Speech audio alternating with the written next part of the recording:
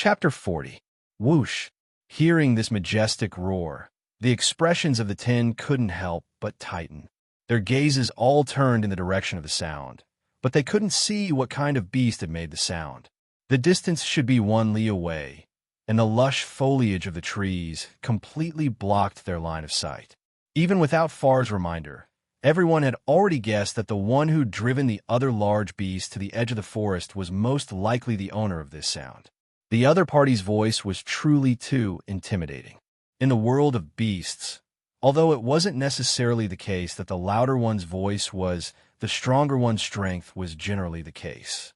Everyone turned back to look at Viscount Fergus, waiting for him to make a decision. Should they continue to hide and figure out what kind of beast this powerful fellow was, or should they just retreat from the forest? Let's go take a look. After thinking for a moment, Viscount Fergus waved his hand, indicating for everyone to sneak in the direction of the sound. Moreover, he walked at the front of the group.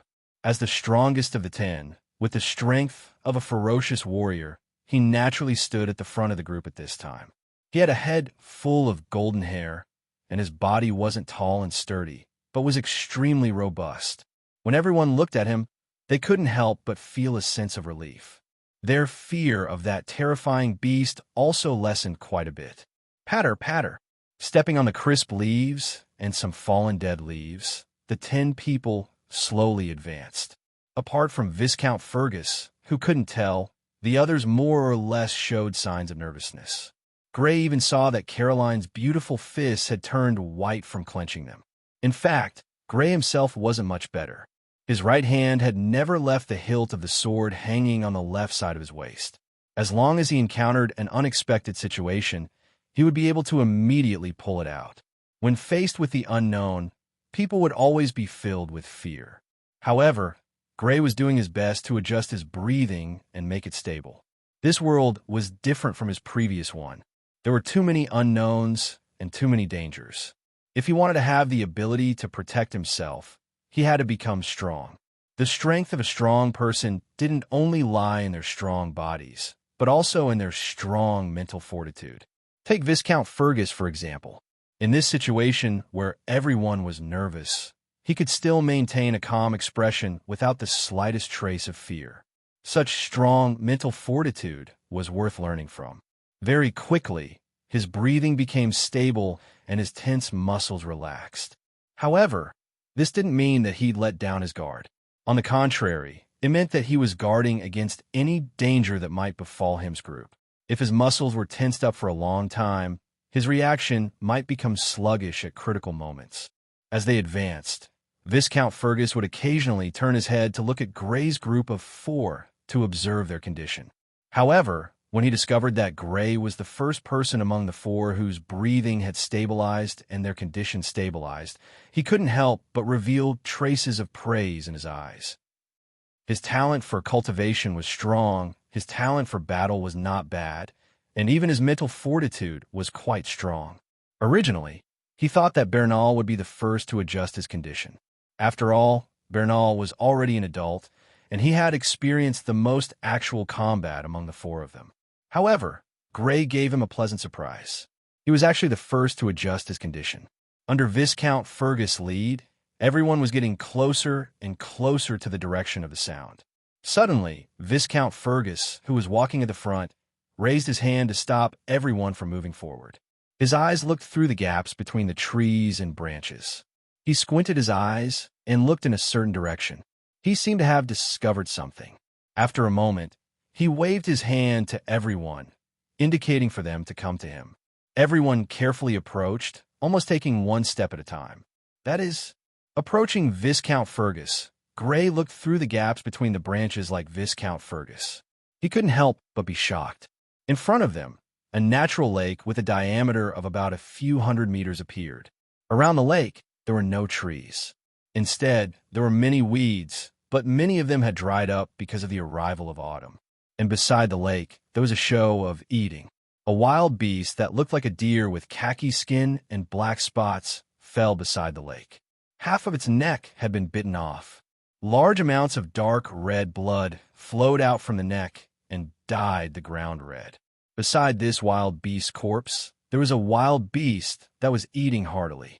Its entire body was covered in white fur, but there were also many black stripes on its fur that resembled patterns. Its head was huge, its ears were short, and its white teeth were very sharp.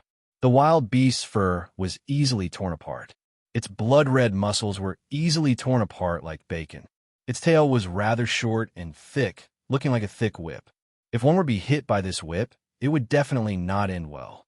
Its body length should be able to reach more than 2 meters. Its body shape was somewhat similar to the leopard that Grimm had killed before, but it was more burly. It was like a fat person and a skinny person. Especially at the stomach area, there was still a slight bulge. Tiger. No, I'm afraid it should be called a tiger-shaped wild beast, or even a blood beast. Gray muttered with his heart thumping. The tiger in his previous life, as the overlord of the forest, had an extremely powerful voice. However, compared to this wild beast, it paled in comparison. It was simply like a big tabby cat's cry. Although he had never seen this tiger-shaped wild beast fight, Gray felt that if the tiger in his previous life appeared in front of this tiger-shaped wild beast, it would probably be killed in a face-to-face encounter. Suppressing the shock in his heart, he withdrew his gaze and looked at Caroline and the others. He saw that Caroline and the others, as well as the 5 guards, had the same expression of deep shock in their eyes. Clearly, they had also discovered that this tiger-shaped wild beast was not ordinary. Retreat.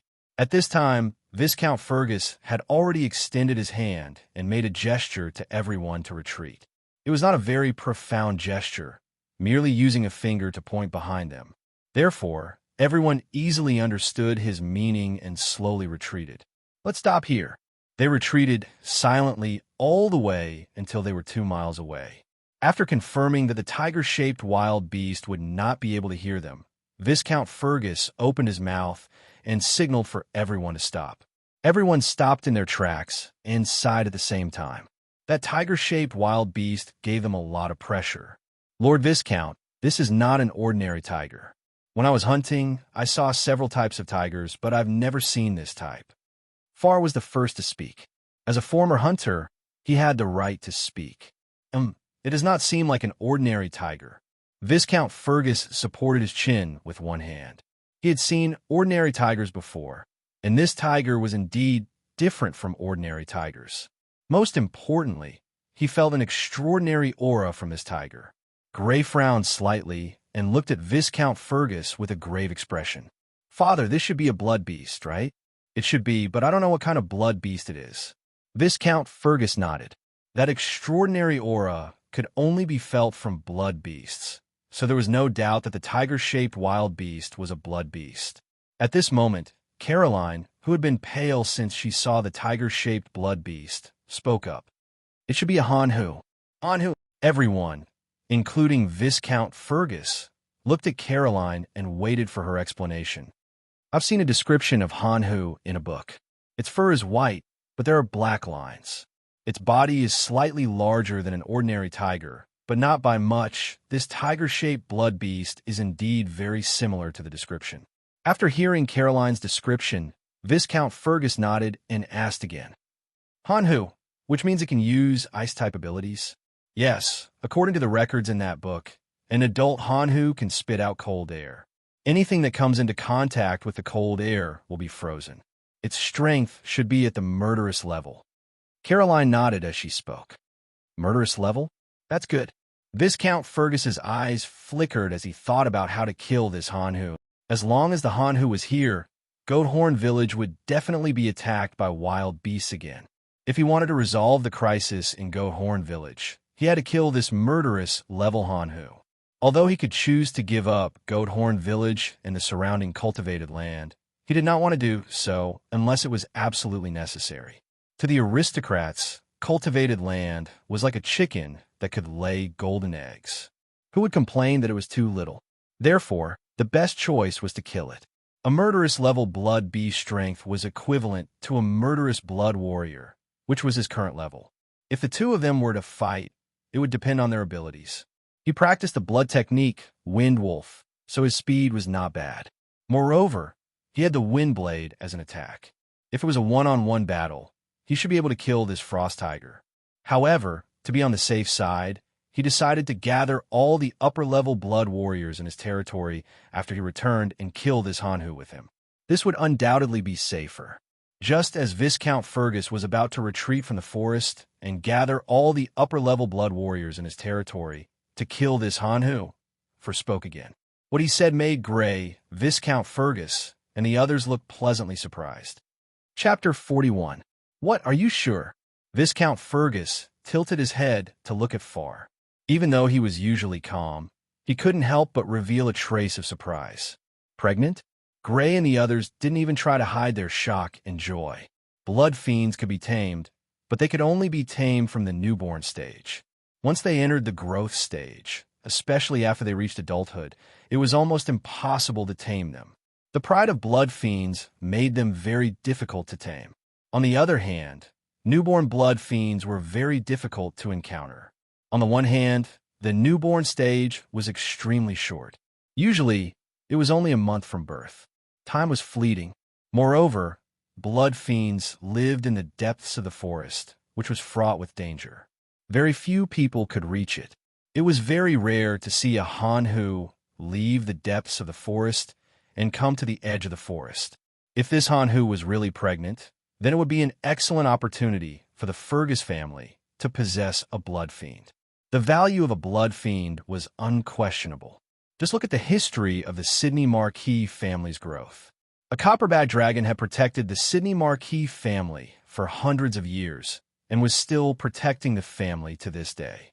Of course, Hanhu obviously couldn't compare to a desolate-level blood fiend like the copperback dragon. But to Viscount Fergus's family, it was already extremely precious.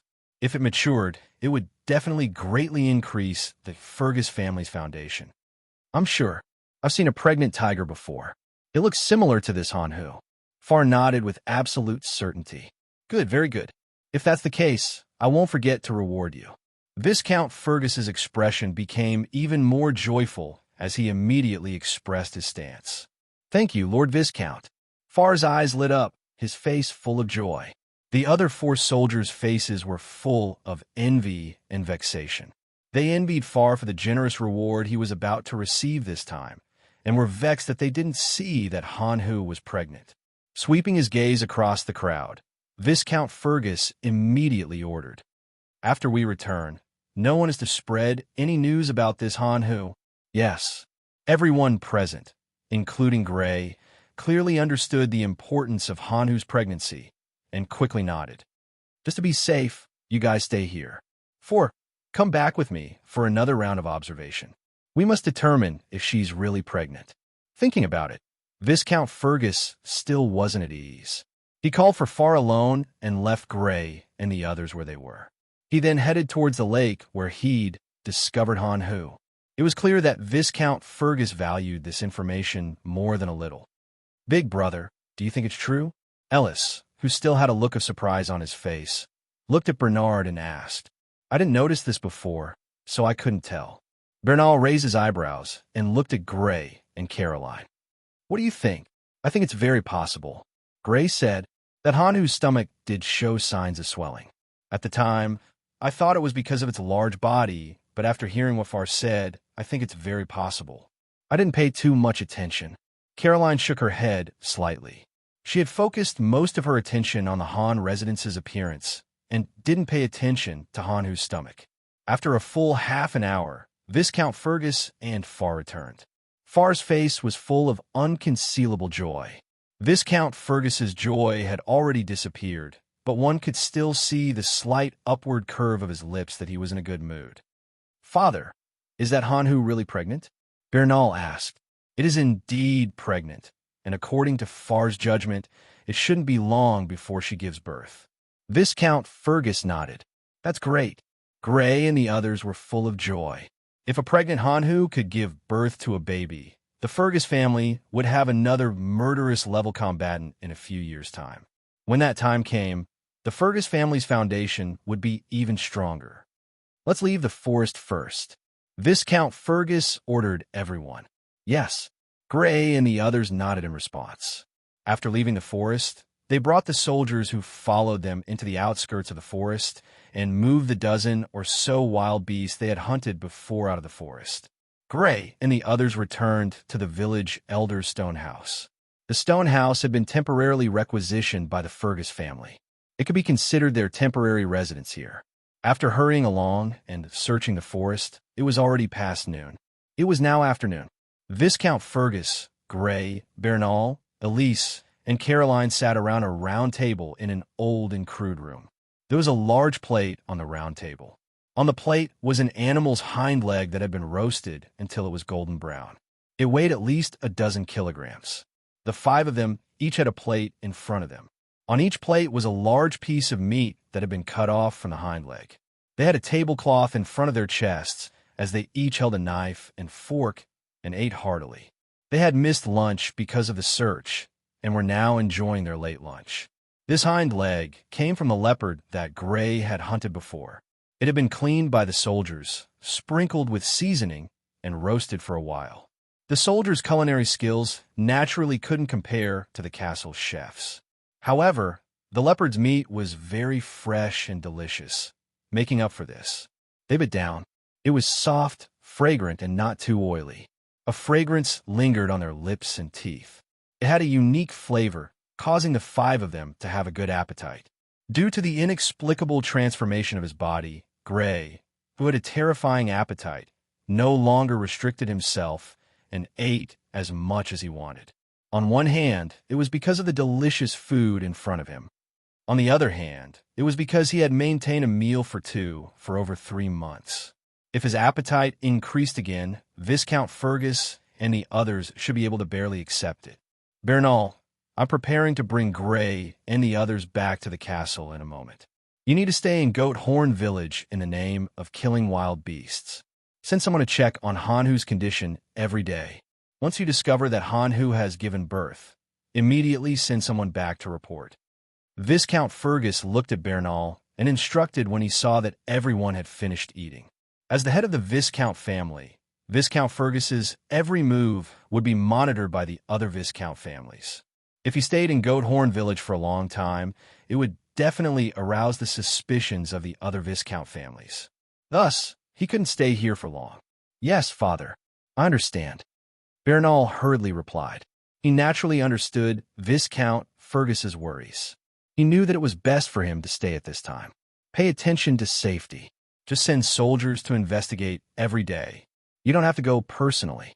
Tell them that when this matter is over, everyone will receive a reward of 3 gold coins.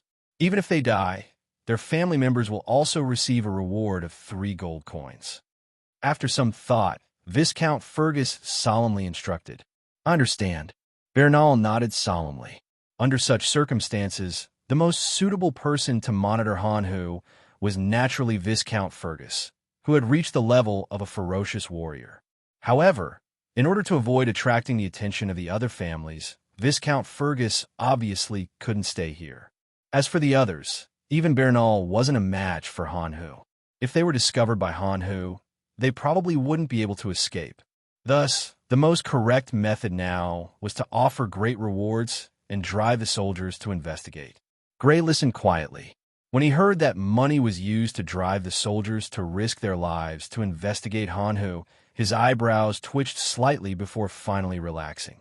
Although he was disgusted by such aristocratic actions of using money to buy the lives of ordinary people, this was the norm in this world. He was powerless to change anything. Moreover, from what he knew, the Fergus family's method was already considered good. Many aristocratic families drove their soldiers around like slaves. Even if they died in battle, the compensation they received was extremely little. In comparison, the Fergus family's method could be considered benevolent. He was powerless to complain about such a strange world, nor was he able to change it. All he could do was adapt to the rules. Chapter 42. In the evening, Viscount Fergus brought Gray, Caroline, Elise, and a small number of soldiers back to the castle. Most of the soldiers had been left behind in Goat Horn Village and were under the command of Bernal. Madame de Milan and Sarah welcomed them as soon as they returned to the castle. Sarah respectfully greeted Father, while Madame de Milan looked at Viscount Fergus with a puzzled expression. Master, why are you back so late? She was wearing a black low-cut dress with a beautiful sapphire necklace hanging in front of her chest. She had the temperament of a noblewoman. Because I was delayed by some matters. Viscount Fergus replied. Is it very troublesome? Madame de Milan frowned in confusion and asked again. All right, why don't I see Bernal? Viscount Fergus did not answer immediately. Instead, he waved his hand to dismiss the surrounding servants and led everyone to the Purple Jade Hall. It's a little troublesome, but it's a good thing. As for Bowler, I temporarily left him in Goat Horn Village. A good thing. Madame de Milan had a puzzled expression, and Sarah was also curious. She sat down beside Gray and looked at Viscount Fergus curiously. Yes, a pregnant blood fiend was found in the Red Leaf Forest beside Goat Horn Village. Viscount Fergus nodded and explained. What? A pregnant blood fiend? Madame de Milan covered her red lips and exclaimed. Sarah was not clear about the value of a pregnant blood fiend, but she was very clear about it. Her face was full of surprise as she asked continuously. That's great. Master, what kind of blood fiend is it? After it gives birth, will you be able to kill it with your strength? Ahanhu. Its adult strength is comparable to a ferocious blood warrior, but its strength is weakened during pregnancy. I estimate that it shouldn't be a problem to kill it. However, to be safe, I plan to wait for it to give birth before gathering Baron Ricardo and the others to attack together. Viscount Fergus tapped the armrest of the chair with his finger and stated his plan. Of course, the safer, the better. Madame de Milan nodded her head repeatedly, while Sarah's face lit up with joy. Gray had already explained to her the value of a pregnant blood fiend and the benefits it would bring to the Fergus family. Sarah had a greater sense of belonging to the Fergus family than Gray did. It was because Gray had changed his soul into an adult. He was naturally unfamiliar with this world and the Fergus family. It was impossible for him to have a strong sense of belonging in a short period of time. Sarah didn't have such a sense of unfamiliarity. Moreover, her superior life was bestowed upon her by the Fergus family. Therefore, she was especially dependent on the Fergus family.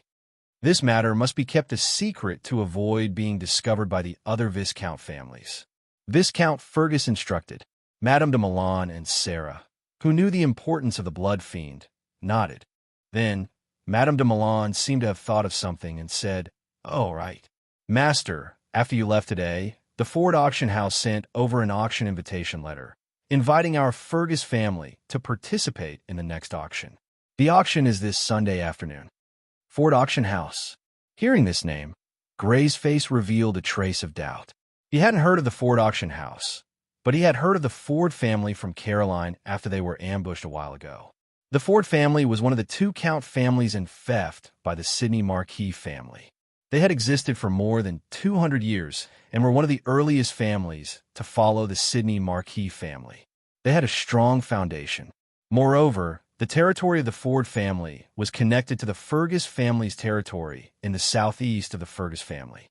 Sister Caroline, is the Ford Auction House one of the Ford family's businesses? He whispered to Caroline, who was next to him. Yes, the Ford Auction House is one of the three major businesses of the Ford family. Every year, the Ford Auction House earns a lot of wealth. It can be said to be the pillar of the Ford family's business. Caroline nodded and replied. 3 major businesses? What 3 major businesses? Gray asked curiously. The auction house, aquatic products, and textiles. I heard that the annual income of the Ford family's 3 major businesses is almost comparable to the territory's taxes. Caroline explained. Comparable to the territory's taxes? A look of shock appeared on Gray's face. The industry in this world was not developed. There were only a few small workshops. Most of the income of the nobles came from the territory's taxes. For example, the Fergus family's taxes accounted for more than 90% of their income. For the Ford family to be able to create 3 major businesses outside of the territory's taxes, and their income to be comparable to the territory's taxes, this was not normal. He could not help but be very curious about the Ford family. I wonder if I can create some businesses in this world that I had in my previous life? After thinking about it, Gray smiled bitterly and shook his head. Although his position in the Fergus family was not low, he did not have the opportunity to come into contact with the management of the family, so it was impossible for him to create a business. Moreover, he was only an office worker in his previous life, not a scientist who made inventions. The little knowledge of chemistry that he had learned had long been forgotten in the few years he had been working. He had even given it to his teacher, so he did not know where to start. Most importantly, even if he had not forgotten the knowledge of chemistry that he had learned in his previous life, he might not be able to create it in this world. It was hard to say whether different worlds would have the same chemical reaction rules. Especially in this world, there were obviously many things that were different from his previous life. For example, the shape of the world, the extraordinary species like the blood fiends, and the existence of the blood warriors that exceeded the limits of the human body. In short, this was a brand new world, a world that was different from his previous life. Whether the things from his previous life could be used in this world would have to be determined in the future. On the other side, the conversation between Viscount Fergus and Madame de Milan continued. An invitation to the Ford auction house's auction. Hearing Madame de Milan's words, Viscount Fergus raised his eyebrows slightly. After thinking for a while, he shook his head and said, "In this period of time, it's best not to let the other families notice the Fergus family. The Fergus family will not be participating in this auction." "No, master, I feel that the Fergus family should participate in this auction." Madame de Milan smiled elegantly and shook her head. "Oh." Viscount Fergus looked at Madame de Milan. "The Fergus family has participated in the previous auctions. If we don't participate this time, it'll be easier for the other families to notice the Fergus family. Therefore, I feel that we should participate." Madame de Milan explained with a smile. Viscount Fergus rubbed his chin with one hand and carefully considered Madame de Milan's words. "What you said makes some sense. Then the auction will continue, as usual." Saturday afternoon, in the empty space south of the castle. The black hair at his temples was already soaked with sweat. Drops of sweat slid down his chin and the tip of his nose, falling onto the stone floor and leaving a small puddle of water on the stone floor. And as the sweat slid down, the puddle of water continued to expand. On the other hand, Gray's body began to sway slightly, like a tree swaying in the wind. This was a sign that his physical strength was about to reach its limit. Huff! Finally, Gray could not hold on any longer. With a low growl, he withdrew from the cultivation posture. His hands supported his knees as he recovered his physical strength. After a while, he recovered some of his strength and stood up. Crackle, crackle! With a slight twist of his whole body emitted crackling, sounds like beans being popped. He let out a comfortable groan. Exercising his muscles and bones after cultivating and relaxing his body gave him a different kind of enjoyment. "Young Master Gray, wipe your sweat." The maid Barbara came forward and respectfully handed over a towel with both hands. Gray reached out and received it. He carefully wiped his face and head, but there was some joy in his heart. "I can maintain the first cultivation posture for the fourth time for a minute." It had only been 5 days since his strength had reached middle-level blood warrior, and in just 5 days, he was already able to persist for a minute in the first cultivation position for the fourth time. Although this rate of improvement was slightly slower than when he was a lower-level blood warrior, it was still extremely terrifying. It should be known that even as a low-level blood warrior, Elise had used half a year to increase her limit by 4 minutes. In total, it would take 1.5 months to increase her physical limit by 1 minute. Gray, on the other hand, was a middle-level blood warrior. The difficulty of improving his strength was 1 level higher than Elise's. Yet he could still increase his physical limit by 1 minute in a mere 5 days. Comparing the two, it was not difficult to see how fast his current cultivation progress was. The reason was still that inexplicable transformation. He had now fallen in love with that inexplicable transformation. He did not see the disadvantages, but the benefits were obvious. Almost every day, his strength would increase substantially. "I have to go to the auction tomorrow morning, so I won't be able to cultivate. I heard that the auction will be held in the main city of the Ford family." Ford City is a city with a population of 300,000. I could take a good look at it then. Fergus City had a permanent population of about 30,000. In Viscount Fergus's territory, as well as the surrounding territories, it could be considered one of the largest cities. Chapter 43. On Sunday morning, a carriage with the clan emblem of howling wind wolves in the moonlit night on both sides drove out of Fergus Castle, escorted by more than 10 cavalrymen. The carriage was pulled by 2 strong horses. The carriage was 4 meters long and 2 meters wide, and was made of light ironwood. This was a type of wood that had the toughness and hardness of iron, but was also extremely light. The price of the same volume was more than 10 times that of ironwood, and it was widely used in the construction of noble carriages. A layer of brightly colored silk fabric was adhered to the outside of the carriage, completely covering the wooden structure. This was the best carriage of the Fergus family's many carriages, and it was only used when the head of the family went out. Normally, Gray and the others used a single-horse carriage. The interior of the carriage had been meticulously decorated, and there were 6 people: Viscount Fergus, Madame de Milan, Gray, Sarah, Caroline, and Elise. This time, they were going to participate in a high-class auction that many nobles were attending, so they were all wearing formal attire. Gray was wearing a beige, form-fitting formal attire. Paired with his black hair, deep blue eyes, and delicate face, there was an indescribable attractiveness to him. Moreover, there were a few lake blue feathers on the left and right shoulders of his formal attire, setting off his aura and making him seem even more unique. Beside him, Sarah was wearing a white short-sleeved long dress. There were white flowers on the dress, making her look lively and cute. Beside Sarah was Caroline in a blue dress.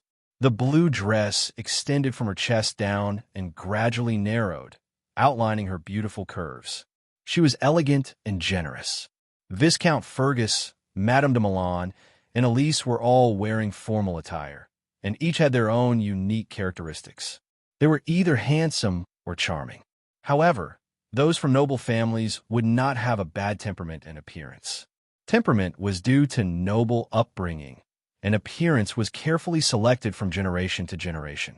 Nobles, the upper echelons of society, had power and influence, so how could they marry someone with ordinary looks? Therefore, it was very common for handsome men and beautiful women to appear among the nobles. I wonder if Baron Harris will attend the auction. Viscount Fergus asked Madame de Milan as they chatted in the carriage. I don't think so. Baron Harris's domain is too far away from here. My brother probably won't come to participate. Madame de Milan shook her head and said, That's a pity. The last time I met Baron Halls was 2 years ago. Viscount Fergus said regretfully, I haven't seen Uncle for 2 years. It's a pity that the last time Uncle came, he stayed for too short a time. Caroline said with a smile.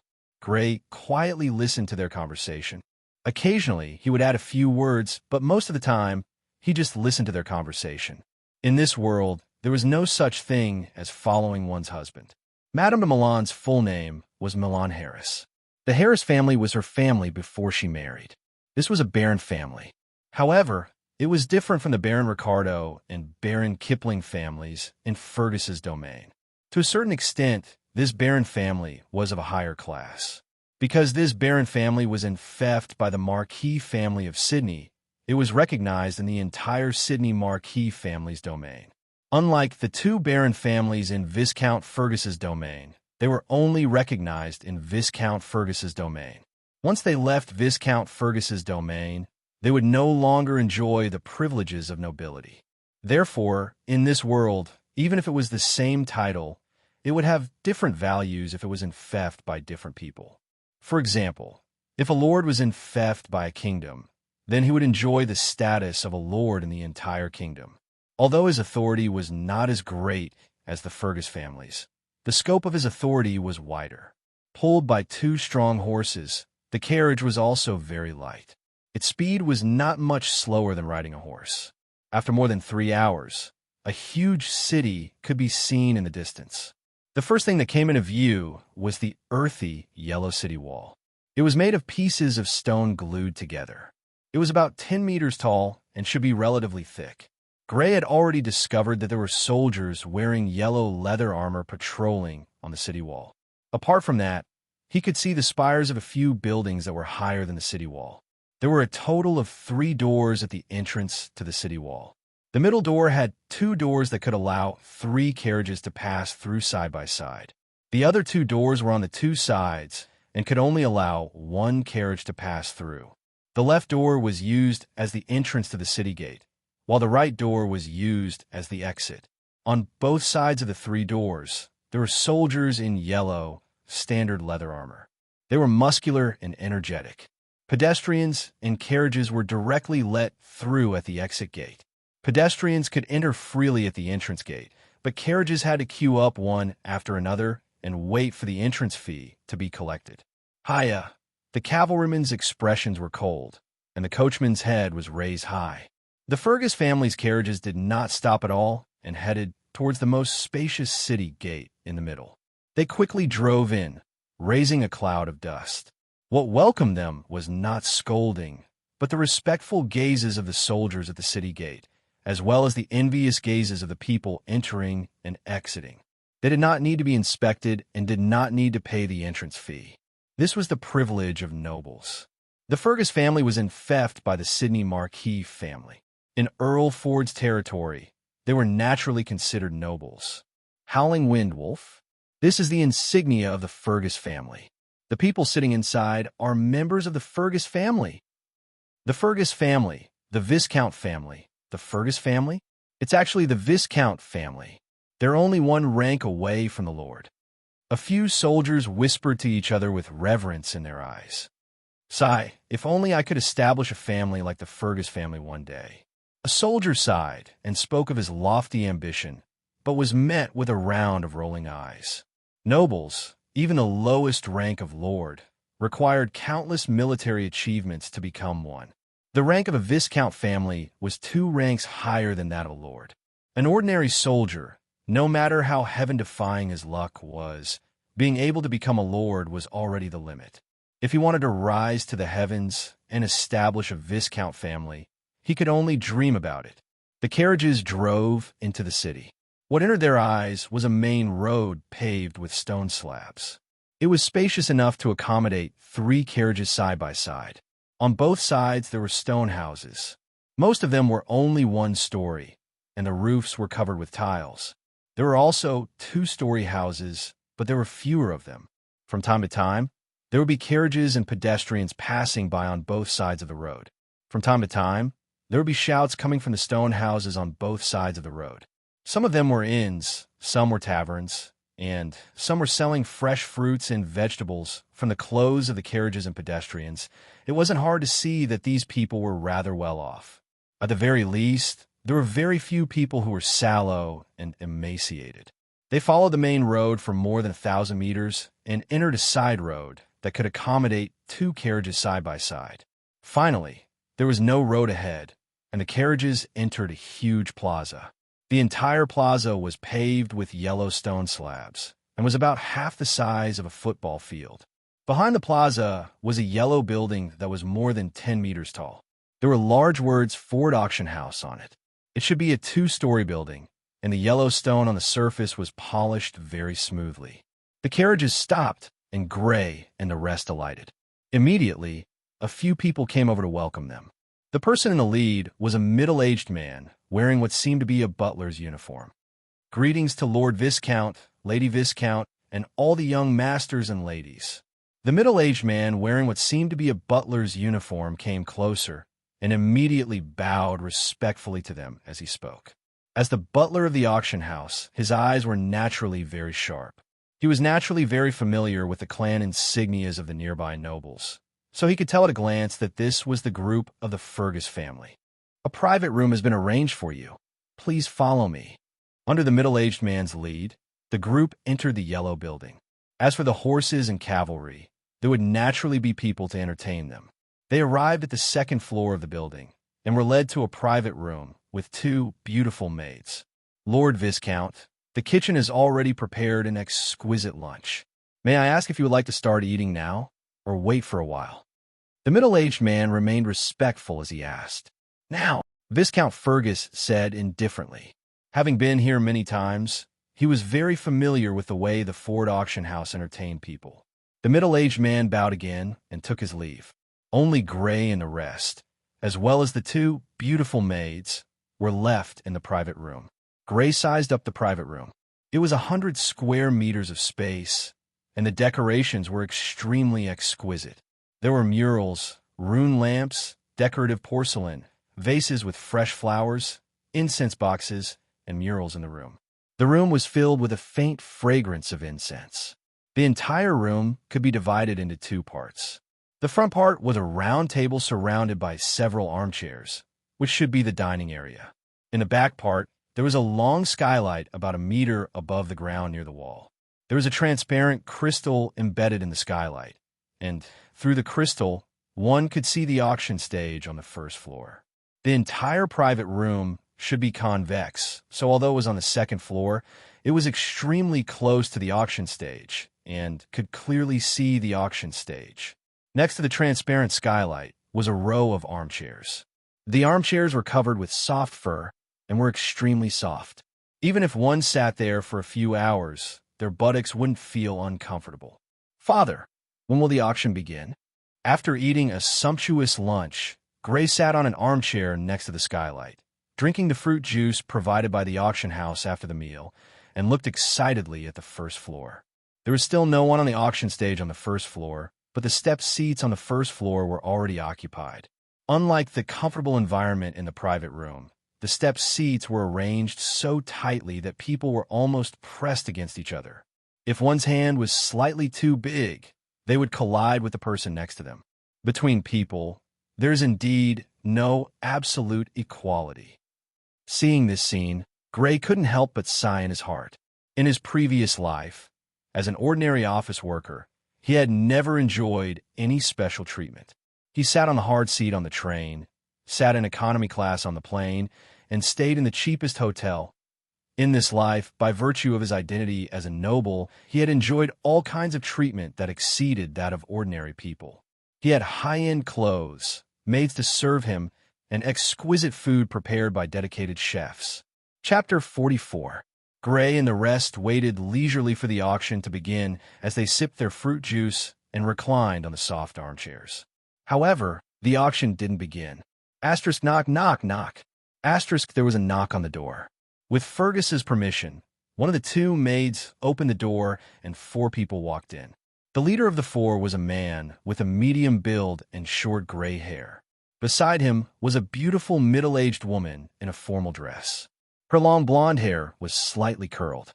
Behind them was a young man in his early 20s and a young man about the same age as Elise. Both of them had gray hair. "Viscount Fergus, long time no see." The man in the lead smiled and greeted Viscount Fergus. Instantly, he gave off a refreshing feeling. "Viscount Locke, long time no see indeed." Fergus stood up with Gray and the rest and greeted the gray-haired man. "Viscount Fergus's strength is getting stronger and stronger. The battle 2 months ago really surprised me." Viscount Locke laughed and joked. "When I greeted Viscount Oliver just now, he didn't look too happy." "You're joking, Viscount Locke. Our victory was mostly due to luck," Viscount Fergus said with a faint smile. "This should be Gray Fergus, right?" Locke looked at Gray and smiled gently. "Greetings, Viscount Locke." Gray stepped forward and bowed in a standard aristocratic manner. "Don't be so formal. Just call me Uncle Locke. These are my 2 sons, Alfred and Maury. You can interact more in the future." Locke pointed to the young man in his 20s and the other young man. "I will." Gray smiled politely and nodded slightly to the 2 of them. However, he felt a trace of vigilance in his heart. Viscount Locke always had a warm smile on his face. His words were gentle, and he gave people the impression that he was easy to get along with. However, Gray always felt that there was a faint sense of incongruity. It was as if he was watching a person putting on an act. He couldn't give a reason. It was just an indescribable feeling that made him unsure. "The auction is about to begin. We'll take our leave now." After bidding farewell to Gray and the rest, Locke and the rest took their leave. The door of the private room closed again. Viscount Fergus didn't return to his seat directly. Instead, he looked at Gray and said solemnly, "Be careful of this person. Don't be deceived by his amiable appearance, and don't believe anything he says." "I understand." Gray nodded solemnly. Sure enough, his previous feeling was not wrong. There was indeed something wrong with this person. Otherwise, Viscount Fergus would not have warned him so solemnly. On the other side, Viscount Locke returned to the private room with a smile on his face. He dismissed the two maids in the private room. Then, the smile on his face disappeared. What do you think of that gray Fergus? He's not simple. Considering his age, he's too mature. The youth in his early 20s, Alfred, frowned and said, "Brother, you think too highly of him." The other youth, Maury, shook his head, his face full of disdain. "In my opinion, he's just pretending to be mature. Once he encounters an unexpected situation, he'll immediately reveal his true colors. But I feel that he's not the same as those who pretend to be mature." The youth, Alfred, still insisted on his opinion. "What's different? Anyway, I don't see. All right, there's no need to jump to conclusions. Pay more attention to news about him in the future. What kind of person he is, we'll find out sooner or later." Viscount Locke waved his hand to stop the argument between the two. "But his talent for cultivation is unquestionable. Maury, this person will probably be your competitor in the future. How is it? Do you feel pressured?" Of the two brothers in the Rock family, the most talented one wasn't the elder brother, Alfred, but the younger Maury. "Father, don't worry. I'll definitely become a berserker before him." Maury's face was full of confidence. "I'm very happy that you have this confidence, but don't be impatient." Viscount Locke nodded, then looked at the youth, Alfred, and said, "Bernal Fergus is still in Goathorn Village. I feel that there's something unusual about this matter. Have the spies hidden in Viscount Fergus territory investigate carefully." "Yes, father." The youth, Alfred, nodded.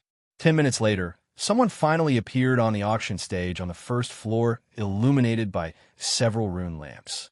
A beautiful woman in a rose-red dress with a long slit on the side, revealing her long, white legs, walked up to the stage with gentle steps. She had wavy, black, curly hair, bright red lips, and a face that could be called beautiful. The low-cut red dress revealed a large amount of white skin. Her chest was extremely full, but her waist was extremely slender. This was an extremely seductive woman. "Hello, everyone. I'm the auctioneer, Annie. I'll be hosting this auction. Thank you for taking the time out of your busy schedules to attend. This auction is the 4th auction held by the Ford Auction House this year. I hope that you'll be able to auction off the items you like this time." At this point, she paused for a moment and said jokingly, "Don't worry. I also know that everyone wants to see the auction item more than me, so I won't keep you in suspense. Please bring out the first auction item." As soon as these words came out, it immediately caused a commotion in the auction hall. Many men even shouted, "I want to see you more. We're here to see you," and so on, causing the atmosphere of the auction to become lively. On the auction stage, a tall woman in a long dress with a slit on the side walked up with a long wooden box in her hands. She placed the wooden box on the auction stage in front of the auctioneer, Annie. The auctioneer, Annie, stretched out her slender, white fingers and opened the wooden box. Suddenly, a long sword with a black ironwood scabbard appeared in front of everyone. She took the long sword out of the wooden box, holding the scabbard in her left hand and drawing the sword with her right. "Gotcha!" The long sword was unsheathed. Under the illumination of the rune lamp, a bright sword appeared. Its material characteristics were the same as the swords that Viscount Fergus gave to Gray and Elise. The sword is 5 meters long and 5 centimeters wide. It was forged by a skilled refiner after 100 refinements. It's an exquisite weapon of 100 refinements. Annie's slender, white hands gently stroked the sword as she said with an elegant smile, "An excellent weapon. It's definitely a warrior's second life. The starting price is 50 silver coins. Each bid must not be lower than 10 silver coins. The auction starts now." As the auctioneer, Andy, finished speaking, the stair-like seats on the first floor of the auction house suddenly rang out with bids. "I'll bid 60 silver coins, 80 silver coins, 90 silver coins, 1 gold coin, 2 gold coins, and 10 silver coins." "Good, sold. Congratulations on auctioning this exquisite weapon of 100 refinements." The auctioneer, Annie, said with a sweet voice. In the end, the long sword was won by a short but sturdy man for 2 gold coins and 10 silver coins. From the beginning to the end, none of the people in the private rooms on the second floor had any intention of bidding. Obviously, a sword of 100 refinements was not worth their bids. Even with their connections, they could directly buy it from a refiner at a reasonable price. The price would not be as high as it was in the auction. Viscount Fergus took out 2 swords at once last time. It was obvious that he had bought them in bulk. Last time, I read in a book that after 100 refinements, there is 1,000 refinements. I wonder what this 1,000 refinements weapon is like. Will it appear in this auction? Gray had read about the forging method of 100 refinements weapon and 1,000 refinements weapon in a miscellaneous book. It was said that the metal used to forge the weapon was repeatedly folded and hammered. When a number of effective folding and hammering reached 100 times, it would be 100 refinements weapon. When a number of effective folding and hammering reached 1,000 times, it would be 1,000 refinements weapon. The description seemed simple, but it was not. Not only did it require extremely exquisite forging skills, it also required a special hammering method. A refiner who could forge 100 refinements weapon was already an expert amongst refiners.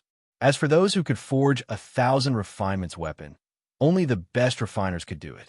Because of this kind of weapon was extremely precious. A single one could be auctioned for more than 2 gold coins. This price was not something an ordinary person could afford, even if they accumulated a lifetime of wealth. However, 1,000 refinements weapon is still not the pinnacle of this world's weapons. Gray naturally would not forget about the existence of magic weapons. After all, Viscount Fergus had a magic weapon that was green in color. It was said that this kind of magic weapon was forged on the basis of 1,000 refinements weapon by adding special magic metals and a special forging process. After being forged, it would often have some special abilities, such as increasing the sharpness of the weapon, increasing the speed of swinging the sword, or adding fire damage to the weapon, etc. The addition of different magic metals or different refining processes would give the final weapon different abilities. It could be said that 100 refiners would be able to refine 100 different magic weapons. As for the refiners who grasped the method to refine magic weapons and could refine magic weapons, they were called master refiners and had an extremely high status. Although they did not have an actual noble title, they were extremely respected by the nobles. I wonder what ability Viscount Fergus's magic weapon has. Shaking his head, Gray did not think too much and continued to pay attention to the auction. Let's welcome the second item. A 100 refinement sword was finally sold for 2 gold coins and 10 silver coins. The auctioneer, Annie, was obviously quite satisfied. She clapped her hands, and a woman wearing the same long dress as before walked out from the backstage of the auction stage. The woman was also tall, but she was no longer the woman from before. She held a tray in her hands, and on the tray was a small square wooden box. Lifting the wooden box with one hand, Annie opened it, revealing the item inside. Chapter 45. Purple diamond earrings designed and made by a skilled jeweler. They have a unique design and are honorable but not ostentatious. They are excellent accessories for dinner parties. The starting price is 50 silver coins. Each increment cannot be less than 10 silver coins. The auction begins now. The auctioneer, Annie, spoke after spinning the wooden box a few times on the auction stage. 80 silver coins, 90 silver coins, 1 gold coin. The auction price continued to rise until it reached 3 gold coins. Finally, it was bought by a richly jeweled lady. Seeing the final price, Gray couldn't help but sigh in his heart. In terms of practicality, the first auction item was more practical. The second auction item had no practical use other than decoration. However, the final price was almost 1 gold coin higher than the first auction item. Indeed, in any world, a woman's pursuit of beautiful things couldn't be measured by practicality. Let's welcome the third auction item, the emerald hemostatic ointment made by Alva of Ford City. It has the special effect of stopping bleeding within a minute. Furthermore, it has an excellent recovery effect for all kinds of injuries. The Ford auction house guarantees the efficacy of the emerald hemostatic ointment in its own name. The starting price is 60 silver coins. Each increment cannot be less than 10 silver coins. The auction begins now. 70 silver coins. 80 silver coins. In the end, the box of emerald hemostatic ointment was sold for 3 gold coins and 10 silver coins. Gray looked at the box of emerald hemostatic ointment for a long time. He couldn't help but have a strange expression on his face. Isn't this the abrasion ointment that the Fergus family always keeps? When Gray fought with soldiers, he would sometimes get bruises and abrasions. He had applied abrasion ointment a few times, and it was exactly this kind of ointment. However, he didn't expect the price of this ointment to be so high. In the end, it was sold for 3 gold coins and 10 silver coins. Let's welcome the 4th auction item, the blood of a murderous level blood turtle. The starting price is 60 silver coins. Please place your order for 5 auction items, the blood of a murderous level blood lizard. The starting price is 60 silver coins. The auction items were auctioned off one by one, but from the beginning to the end, the private rooms on the 2nd floor had no intention of bidding. This was because many of the items being auctioned were just ordinary items of noble families. Noble families had special purchasing channels, and with their privileges, they could buy these items at a lower price. There was no need for them to go out of their way to buy these items. Let's welcome the 37th item. A sword with a bronze metal scabbard was placed on the auction stage. When the sword was pulled out of the scabbard, Gray noticed that this sword was the same as the previous sword of 100 skills. Its color was also white iron. However, on its surface, there were many strange patterns that looked like fish patterns. They were densely packed and almost covered the entire sword. Seeing such dense patterns, Gray already had some guesses about the craftsmanship of this sword. As expected, the auctioneer Annie's next words confirmed his suspicions. The length of the sword is 4 meters. The width of the sword is 4 centimeters. It was forged by a top blacksmith after 1,000 rounds of tempering. I believe everyone knows the value of a sword of 1,000 skills, so I won't say much. The starting price is 5 gold coins. Each increment must not be less than 1 gold coin. The bidding starts now. The auctioneer Annie's red lips parted as she spoke. 6 gold coins. 7 gold coins. 15 gold coins. Sparse bidding sounds could be heard on the 1st floor. The bidding price increased by 1 gold coin. When it reached 15 gold coins, the bidding sounds on the 1st floor became sparse. 15 gold coins was already a large sum of money for a small family. Although their assets exceeded 15 gold coins, most of them were fixed assets. Under the condition of ensuring cash flow, taking out 15 gold coins was already the limit. 16 gold coins. On the 2nd floor, someone finally called out, and the person who called out was from the private room Gray and the others were in. That's right, the person who called out was Viscount Fergus. Hearing Fergus call out a price, Gray looked at Viscount Fergus strangely. Although the value of a sword of 1,000 skills was extraordinary, it shouldn't be enough for Viscount Fergus. After all, Viscount Fergus had a magic weapon that was far more valuable than a sword of 1,000 skills. 17 gold coins. In another private room on the 2nd floor, a man's voice rang out. To be able to appear on the 2nd floor, he should at least be from a noble family. It was just that he didn't know which noble family he was from. It could be a noble within the Earl's territory, or it could be like Gray and the others from outside the Earl's territory. 18 gold coins. Just as the man's voice fell, another bid rang out from another private room. Obviously, a sword of 1,000 skills level was enough for the nobles on the 2nd floor to bid. 19 gold coins, 20 gold coins, 25 gold coins. Next, it was the competition between Viscount Fergus and the other private rooms on the 2nd floor. When Viscount Fergus raised the bid to 25 gold coins, the other private rooms fell silent. Obviously, the price of 25 gold coins should have reached their psychological expectations. Those who could sit in the private rooms on the 2nd floor would definitely have no problem taking out tens to hundreds of gold coins. However, there would always be a psychological expectation for any item. When the price exceeded this psychological expectation, they would feel that it wasn't worth it. Naturally, they wouldn't continue to bid. Looks like this sword of 1,000 skills will fall into the hands of Viscount Fergus. I wonder if this sword was bought for Bernal? Seeing that no one from the other private rooms made a bid, Gray thought to himself. Viscount Fergus had a magic weapon and didn't lack weapons. Therefore, this sword of 1,000 skills wasn't bought for himself.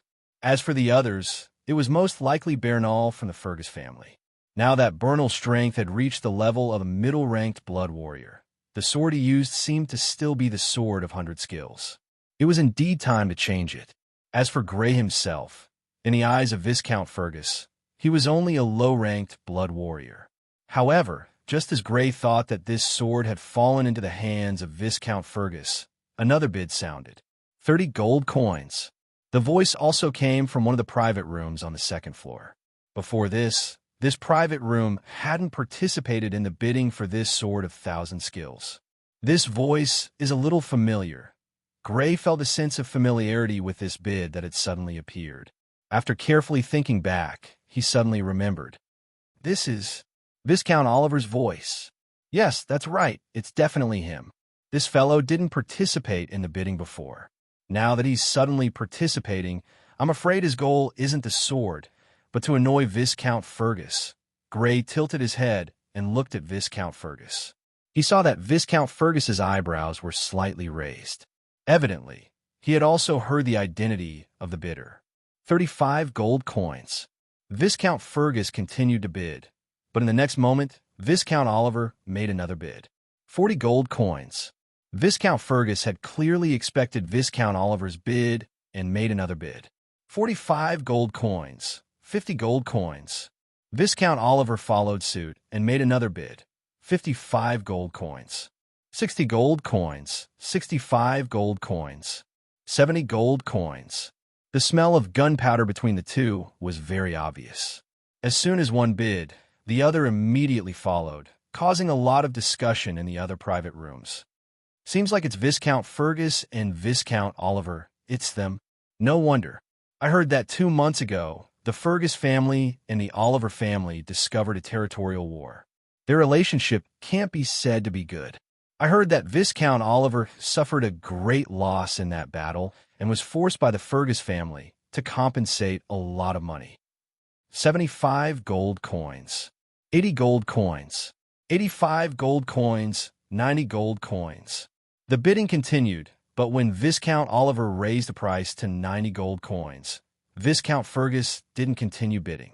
He looked at Viscount Oliver's private room and said indifferently, "Since Viscount Oliver likes this 1,000 skills sword so much, then I'll give it to Viscount Oliver. Oh, then I really have to thank you. The eldest son just happens to lack such a sword," Viscount Oliver said in an eccentric tone. The reason why he bid was naturally to annoy Viscount Fergus. Now that he had achieved his goal, even if he had to buy a 1,000 skill sword that was several times more expensive than the market price, it was worth it in his eyes.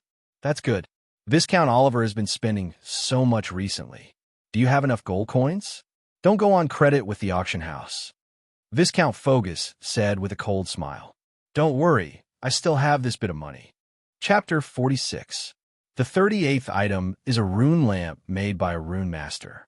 The starting price is 5 gold coins. The 39th item is the pink heart, a necklace made by Master Von Man Jewelers. It is inlaid with a large pink diamond and 7 small pink diamonds. The starting price is 7 gold coins. The next few items were sold for higher and higher prices. There were fewer people bidding on the first floor, but there were more people bidding on the second floor. The 50th item was carried onto the auction stage by a woman with slender legs on a tray. Gray noticed that there was a vest-type inner armor on the tray. The material of the inner armor should be made of leather. It was pure black, but it was different from the usual black as it reflected light. The 50th item, which is also the last item of this auction, is the Iron Rhino inner armor refined by Master Roland. Auctioneer Annie said with a smile. Iron Rhino inner armor. Could it be an inner armor made from the fur of an iron rhino? Hearing the auctioneer Annie's introduction, Gray guessed. The Iron Rhino was a murderous level blood fiend known for its strong defense. Gray had seen an introduction to this blood fiend in a book. Not only was this type of blood fiend powerful, but it also had an invulnerable iron skin. Even if a murderous blood warrior used the blood fiend ability, it would still be very difficult to leave any serious injuries on an adult iron-armored rhinoceros. Although it was not the strongest among all the murderous level blood fiends, it was definitely the most difficult to kill. Even a blood berserker would have to spend a lot of effort to kill it. While Gray was thinking about this, Annie had already introduced the item. As everyone knows, the Iron Rhino is known for its strong defense. This Iron Rhino inner armor is made from the fur of the Iron Rhino, which has the strongest defense. It was made with a special method. Not only does it inherit the strong defense of the Iron Rhino, but it is also greatly enhanced on the basis of its strong defense. This auction house has tested it before. Even if a murderous level blood warrior used the blood fiend ability, it would be difficult to damage it. It is definitely an excellent life-saving measure at a critical moment. The starting price is 500 gold coins. Each bid must not be lower than 100 gold coins. The auction starts now.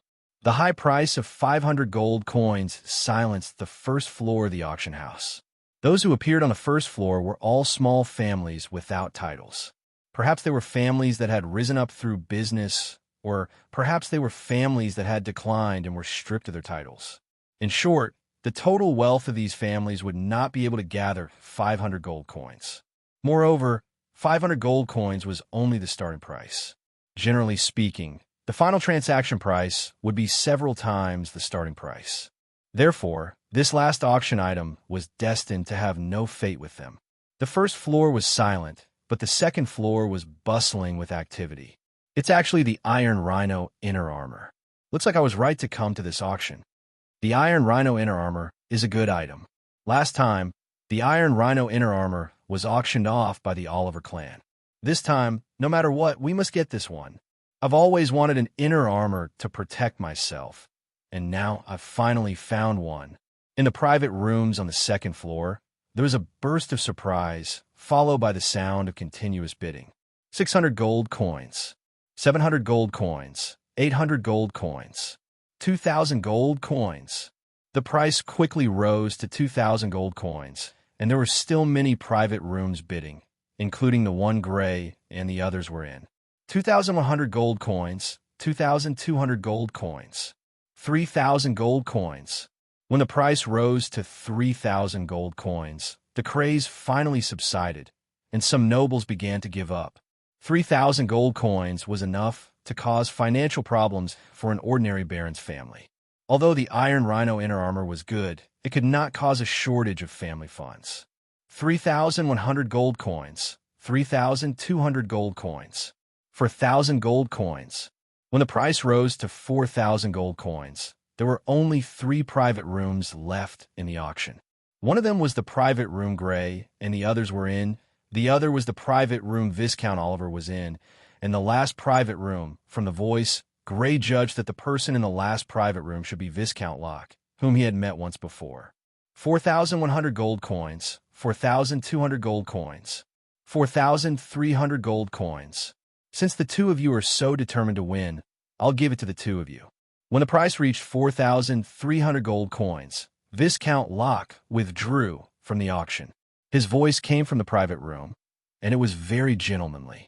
Those who did not know him would have been subdued by his demeanor. However, whether it was Viscount Fergus or Viscount Oliver, they clearly knew Viscount Locke very well. The two of them were unmoved, and they continued to bid while arguing with each other. 4,400 gold coins.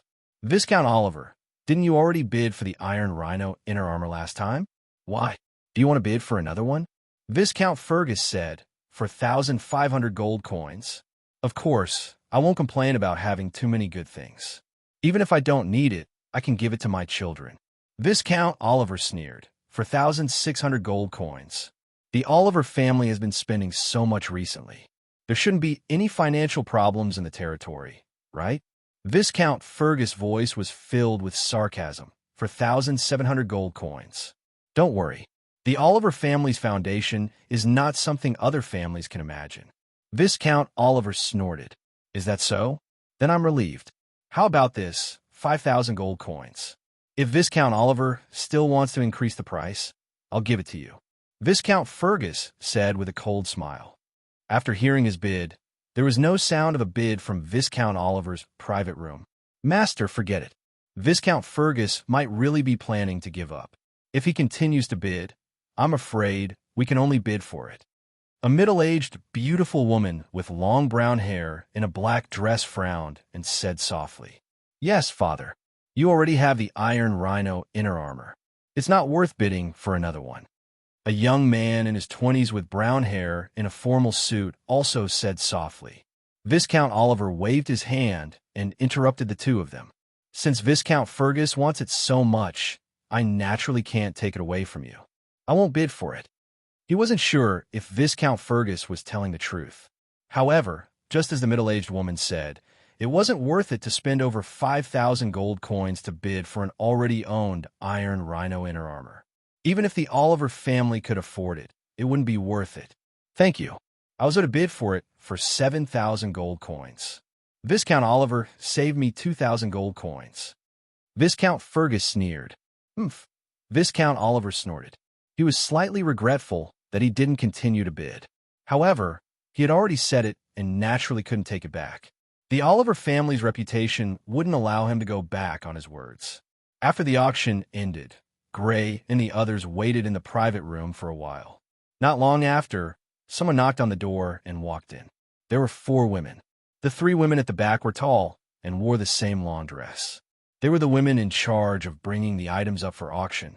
At this moment, they were holding trays in their hands. On one tray, there were 2 gold earrings inlaid with diamonds.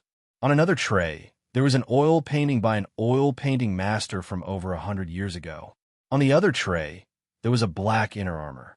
These were the items that Viscount Fergus had bid for. The woman in front wore a low-cut red dress. Her chest was full and white. She was the auctioneer, Annie. "Lord Viscount, your items have been sent over. The total is 5,430 gold coins. I'll give you a discount of 30 gold coins. The total is 5,400 gold coins," she said with a sweet smile. Thank you." Viscount Fergus nodded. Then he took out a leather pouch embroidered with golden silk patterns from the right side of his trousers. He opened it and took out a pile of black and purple coins. They were about the size of 5-cent coin. "These are magic coins." Seeing these purplish-black coins, Gray's eyes couldn't help but light up. Magic coins were coins made from magic crystals. One was equivalent to 100 gold coins. The value it represented was extremely high. Almost 99% of the commoners wouldn't be able to see one in their lifetime. This was because it represented wealth that they couldn't create in several lifetimes. Moreover, not only did this magic coin represent an extremely high value, its own value was also extremely high. Within the magic crystal, there was a huge and special magic that could drive rune items. All rune items needed this kind of magic crystal to drive them.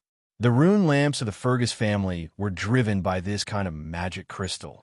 Viscount Fergus counted out 54 magic coins and completed the transaction. Then, Gray and the others left the auction house in a carriage and returned to the territory. They only arrived at Fergus Castle when night was about to fall. After a day of travel, Gray didn't reap any visible rewards. However, he did reap a lot of rewards. In this day, he saw more things than he had seen in the past few months combined. The 1,000 refined weapon with beautiful fish patterns that looked like a work of art. The apothecary's formula was so good that even the top pharmaceutical technology in his previous life couldn't reach it. The rune items that required magic crystals to be driven. There were many different kinds of rune items, not to mention bulletproof. Even the Iron Rhino soft armor wouldn't have a problem stopping artillery shells. The level of civilization in this world wasn't too far behind. In fact, in many aspects, it surpassed his previous life. However, the direction of their development was completely different from that of a technological civilization. If he really had to use a word to describe it, it would be advanced magic civilization. At the same time, he had a clearer understanding of the strict hierarchy in this world. The nobles in this world had more power than the people in his previous life. Chapter 47. The Red Leaf Forest was a sea of red, like the sunset in the sky, spreading into the distance. Patter, patter. In the morning, in the redleaf forest near the Goat Horn village, four elite soldiers of the Fergus family, wearing black leather armor, were walking in the forest full of redleaf trees. They were moving very carefully, and they would be alert if there was any movement. They would only continue moving after confirming that there was no danger. Have you heard? Another one died yesterday, and it's already the seventh one. A burly man with slightly dark skin whispered. How'd he die? Another big man asked in a low voice. I heard that he was bitten by a poisonous snake. He was so unlucky that he was bitten on the neck and died on the spot. When unjust death. The slightly tanned brawny man said. It's already not bad. The four guys who died a few days ago were more miserable. They must have met the monster head-on, and even their bodies were gone. A man with a strong physique replied, Do you think that we will also meet the monster head-on? A yellow-haired man said with a worried look, Shut your crow's mouth. I still want to live and go back to marry a wife. The lean man scolded with dissatisfaction. Marry a wife? When I go back this time, I also want to marry a wife. Although the mission this time is dangerous, the Viscount's reward is also very generous. It's actually a full 3 gold coins. Hearing that he was going to marry a wife, the tan man licked his lips, and his eyes flashed with excitement and yearning. 3 gold coins was a huge sum of money that they didn't even dare to imagine before.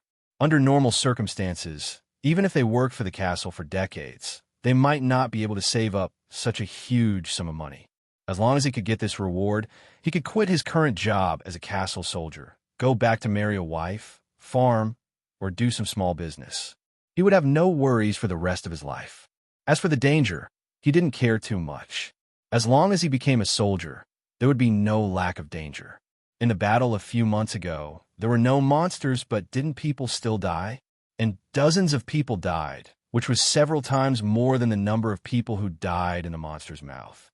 The burly man and the yellow-haired man didn't say anything, but their faces showed yearning. As long as they could survive this mission, they would have no worries for the rest of their lives. Along the way, the 4 of them explored the forest, and after about half an hour, they saw the lake that Gray and the others saw last time. In the bushes near the lake, there was a simple nest made of dried branches. That was where Hanhu usually slept. Because it wasn't the first time they came to investigate, they easily found the nest from a distance and found Hanhu resting in the nest. Quick look, that is. Suddenly, the 4 people's eyes widened as they looked in the direction of the frost tiger's lair. In a simple nest made of dried twigs, a 2-meter-long frost tiger was lying on top of a dried twig. Its body was much larger than an ordinary tiger.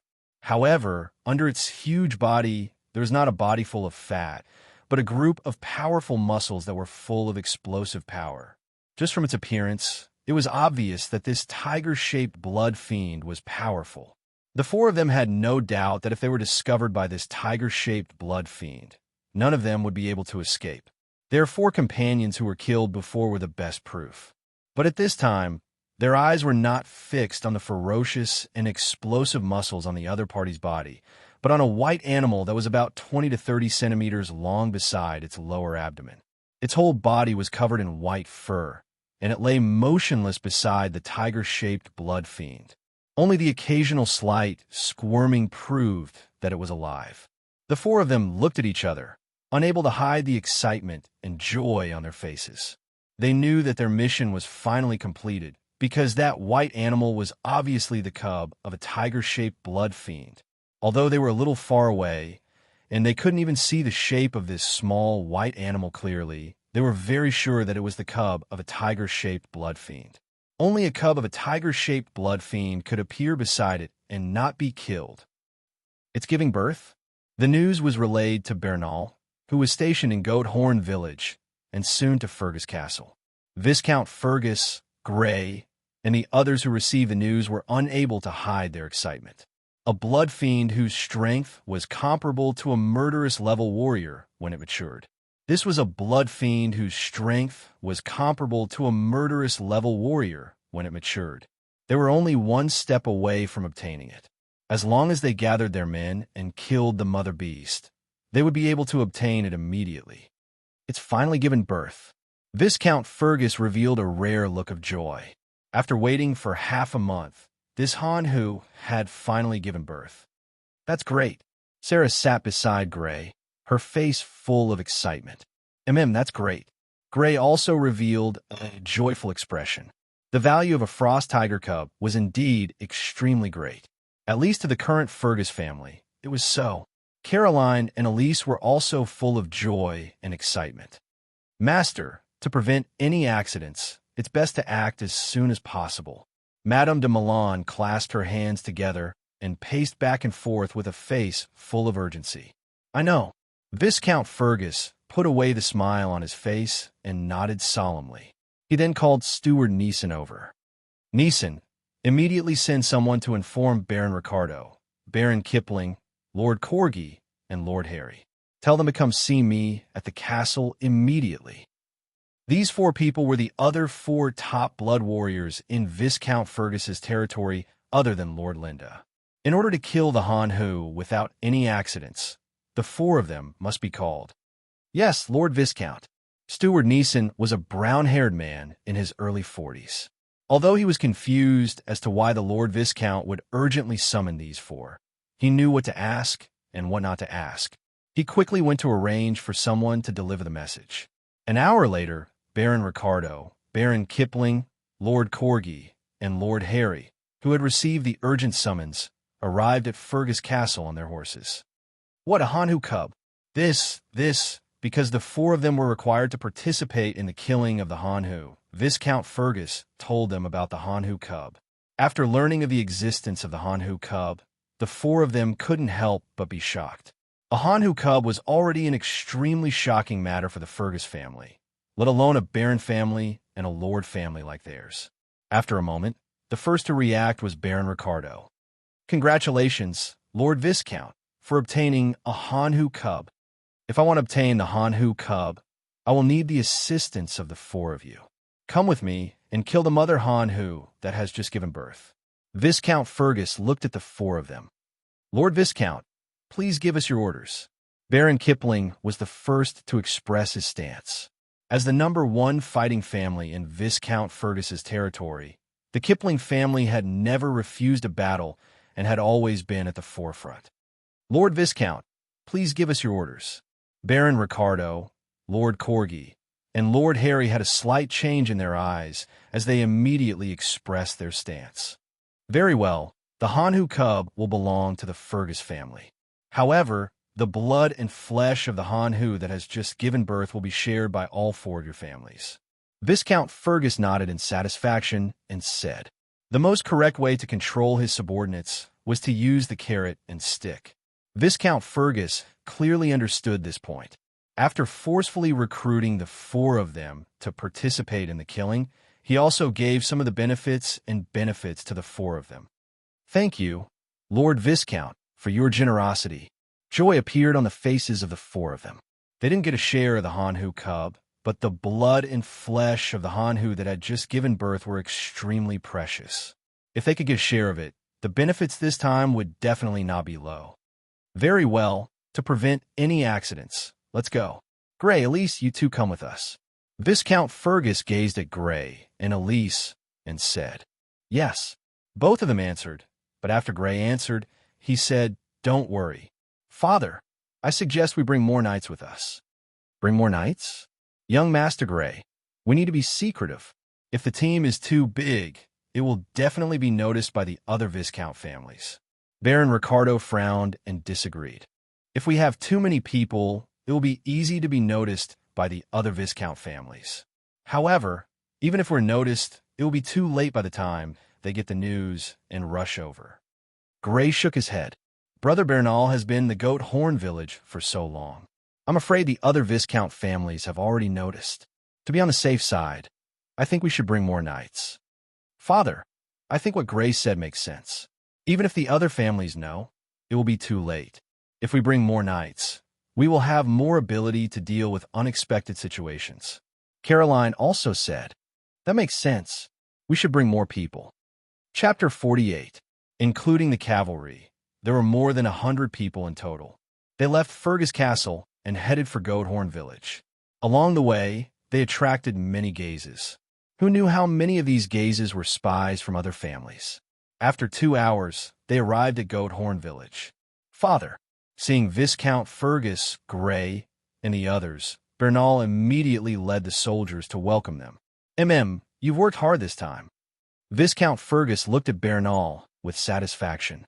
Young Master Bernal is becoming more and more like the Viscount when he was young. Baron Ricardo flattered with a smile. Uncle Egbert is too kind. I'm only stationed here. Compared to Father when he was young, I'm far inferior. Bernard had a humble look on his face, but it was obvious that he was in a good mood because of the compliment. He continued to speak. Father, a total of 7 soldiers died in the Scarlet Leaves forest this time. Viscount Fergus looked behind Bernal. There were originally more than 20 soldiers, but now there were only a dozen left. His expression did not change as he spoke. My promise will not change. All of you will be rewarded with 3 gold coins. I will also give the rewards to the families of those who died. Thank you, Lord Viscount. The remaining 10 or so soldiers looked at each other with excitement on their faces. They were happy that they had survived and excited that they were about to receive an unimaginable sum of money. At the same time, they were sad for their comrades who had died. After all, they had been with each other for so long, and now they had died just like that. 7 died. Looking at the dozen or so excited soldiers, Grey had mixed feelings. He felt pity for the lives that had been lost, but he also felt sympathy for them. The civilians of this world were even more unfortunate than him in his previous life. Although he did not have a good life in his previous life, and did not have a luxurious car or mansion, his safety was still guaranteed. However, in this world, the safety of one's life was not guaranteed. Life was openly equated with money and was measured by money. For mere 3 gold coins, they were willing to bet their lives. One could imagine how difficult the lives of the commoners in this world were. Viscount Fergus clearly didn't feel much about the deaths of the 7 soldiers as he spoke. Let's go. Make a move as soon as possible. Yes, everyone responded. Their gazes did not linger on the dozen or so soldiers behind Bernal. Other than Grey, no one felt sorry for these lost lives. Using money to measure the lives of ordinary people was the norm in this world. It was the rule of this world, and they were already used to it. More than 100 people tied their horses in Goat Horn Village and entered the Red Leaf Forest, heading towards the lake in the Red Leaf Forest. Along the way, they were extremely careful and tried not to make too much noise to avoid alerting Hanhu's mother beast. When they were close to the lake, they asked the ordinary soldiers to stop and observe from afar. Viscount Fergus, Grey, and the others, who were at least low-level blood warriors, continued to explore the area. The reason why these soldiers were brought along was not to let them participate in the encirclement of the blood fiends, but as a precaution against other Viscount families who might appear. One-on-one, the soldiers were no match for a blood warrior. However, if they fell into an encirclement, even a blood warrior would be hacked to death, unless the blood warrior's entire body was made of copper and iron. Of course, even Grey, Bernal, and Elise were not counted by Viscount Fergus as part of the people encircling and killing Hanhu. Even if they were middle-level blood warriors, they would not be of much use when encircling and killing a murderous level blood fiend like Hanhu. They were only brought along to broaden their horizons. Soon, a lake with a faint green color appeared in Grey and the others' field of vision. Looking around, they quickly found Hanhu's lair, which was not far from the lake. In the lair, Hanhu, whose body was 2 meters long and extremely broad, was gnawing on some animal. Judging from the animal's skeleton, this animal was at least 1 meter long. It must have just given birth and was extremely weak, so it was eating a lot to replenish its strength.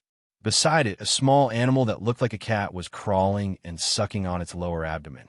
This small animal was more than 20 centimeters long and covered in white fur. There were also black veins in the white fur. If it were in another place, it might really be mistaken for an ordinary white cat. Do it, Viscount Fergus ordered Baron Ricardo and the others, and then slowly lurked towards the lair. Yes, Baron Ricardo and the other 3 silently responded and then hurriedly followed. Gray, Bernal, and Elise did not follow. They remained where they were and observed the Hanhu and Hanhu cub. The following battle was not something they could participate in. However, the three of them were a little excited, not only for the Hanhu cub that was about to be obtained, but also for this rare high-level battle. Big brother, do you think father and the others can succeed? Elise asked nervously.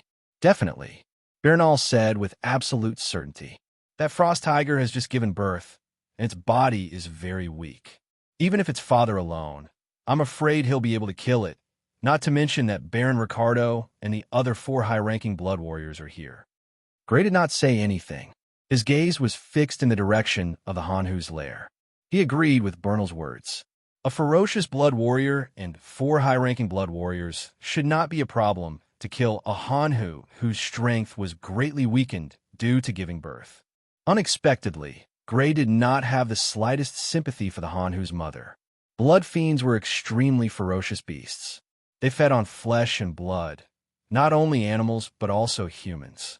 At least 100,000 people in the Purple Moon Kingdom died in the attacks of blood fiends every year, and this was already a relatively small number of casualties. In the history of the mainland, there was a time when humans were reduced to food for blood fiends. That was an extremely dark period in history.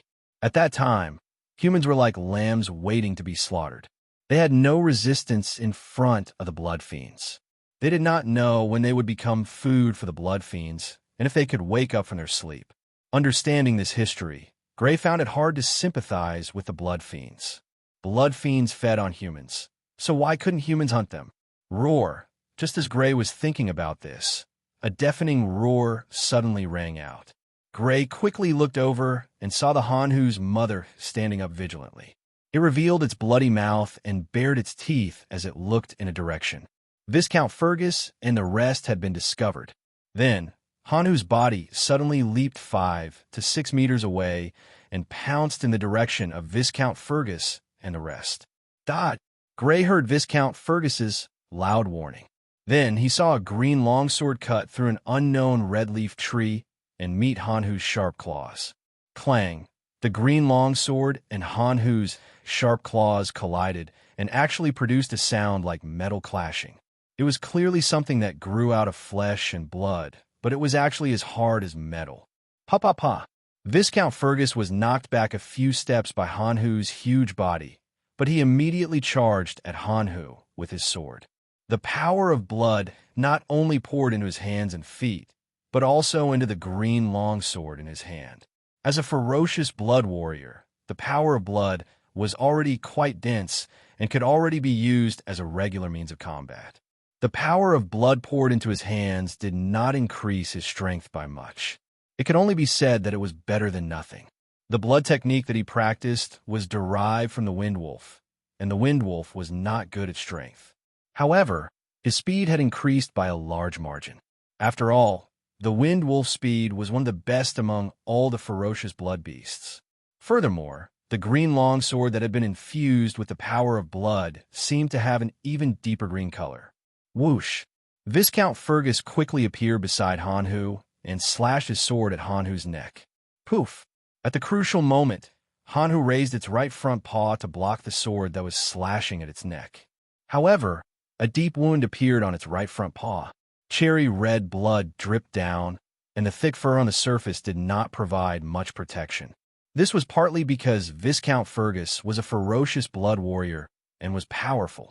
It was also because Viscount Fergus's green longsword was a magic weapon and had the ability to increase the sharpness of weapons. Poof, poof, poof, poof. At the same time, Baron Ricardo and the other 3 had reached Hanhu's back and slashed at Hanhu with the weapons in their hands. They also left a wound on Hanhu's body, but it was much shallower than the huge wound left by Viscount Fergus. Roar! The injury caused Hanhu to go crazy.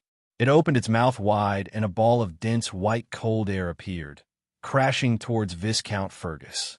The trees and branches that it encountered along the way were all covered in a layer of frost, showing how low the temperature of the cold air was. Be careful! Gray, who was watching the battle from afar, could not help but exclaim. However, He quickly put down his worries because before the dense white cold air approached, Viscount Fergus had already dodged with his speed. Not only that, but after dodging, he also attacked with a wind blade to stop Hanhu from turning around to attack Baron Ricardo behind him. Poof!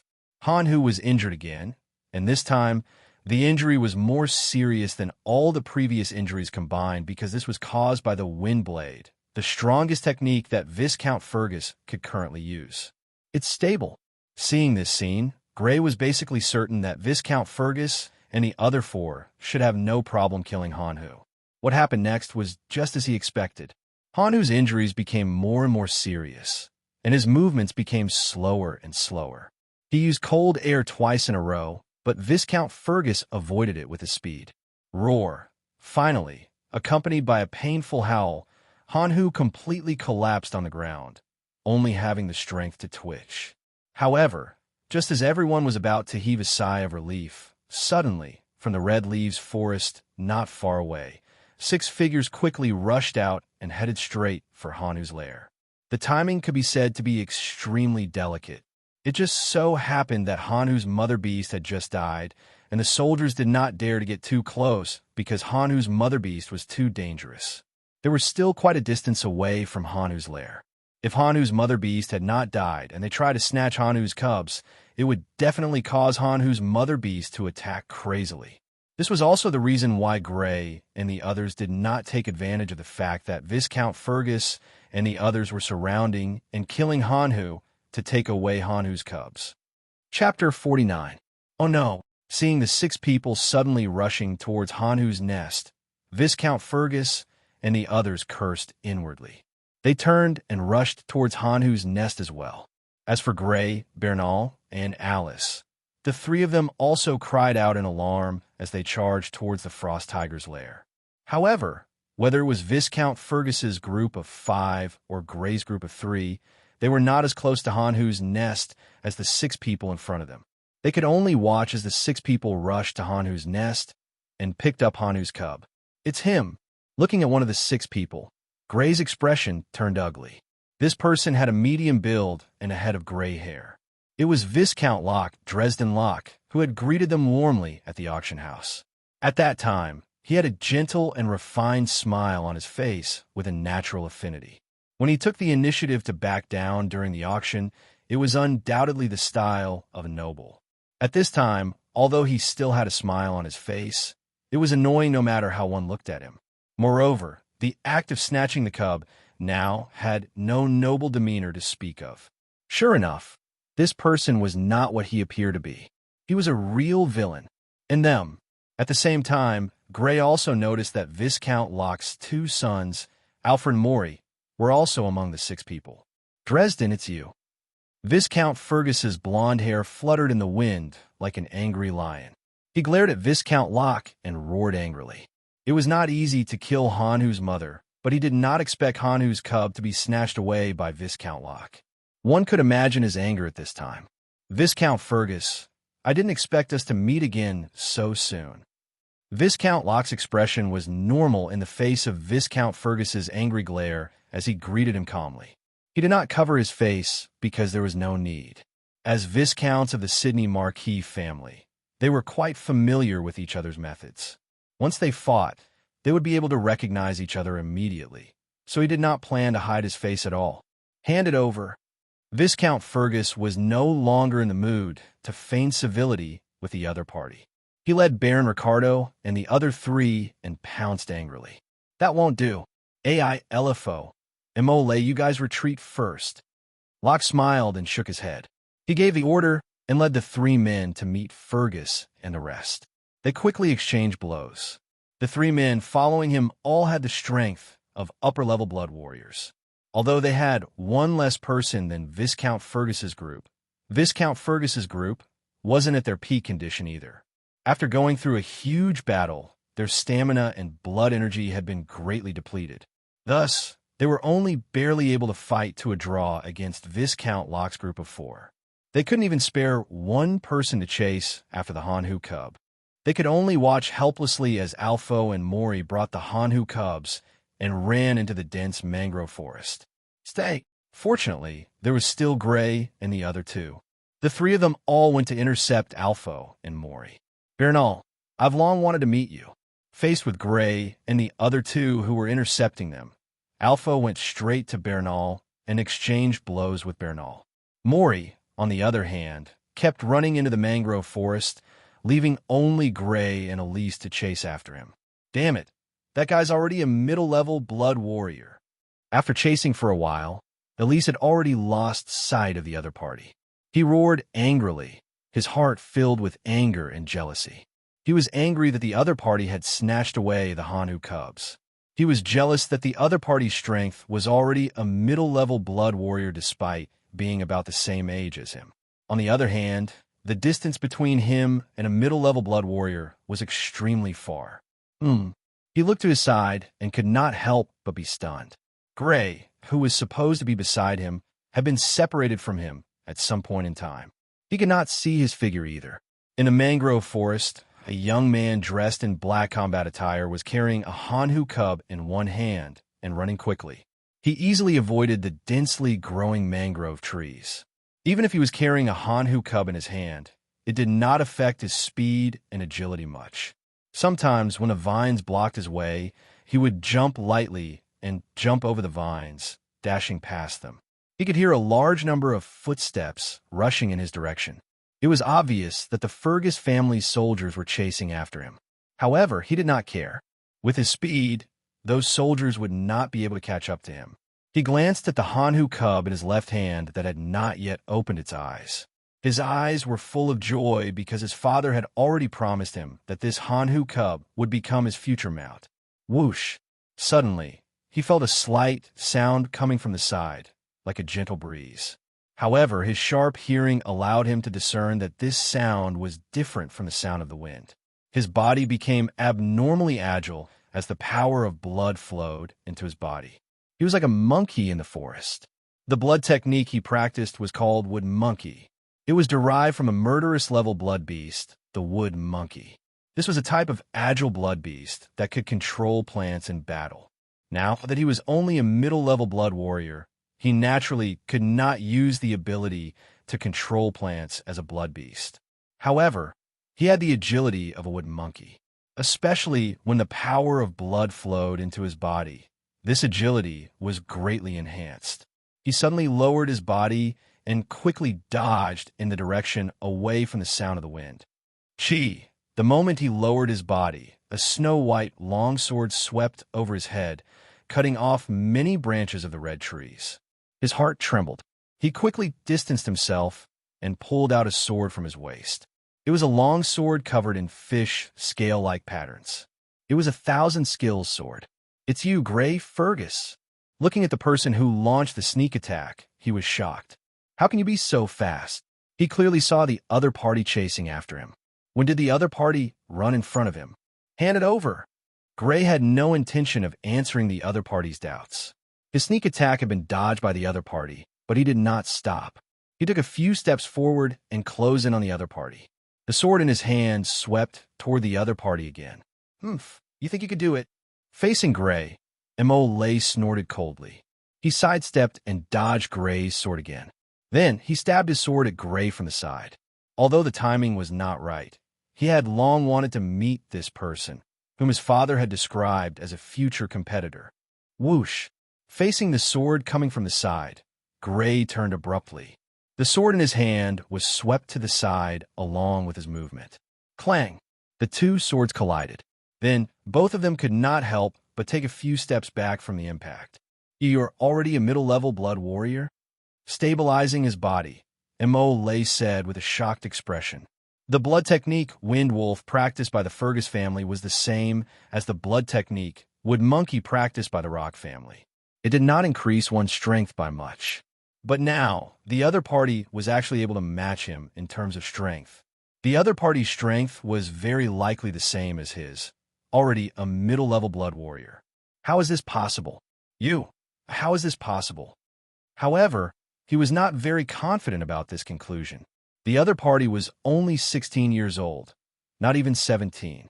He had only practiced blood techniques for a little more than a year. How could he become a middle-level blood warrior so quickly?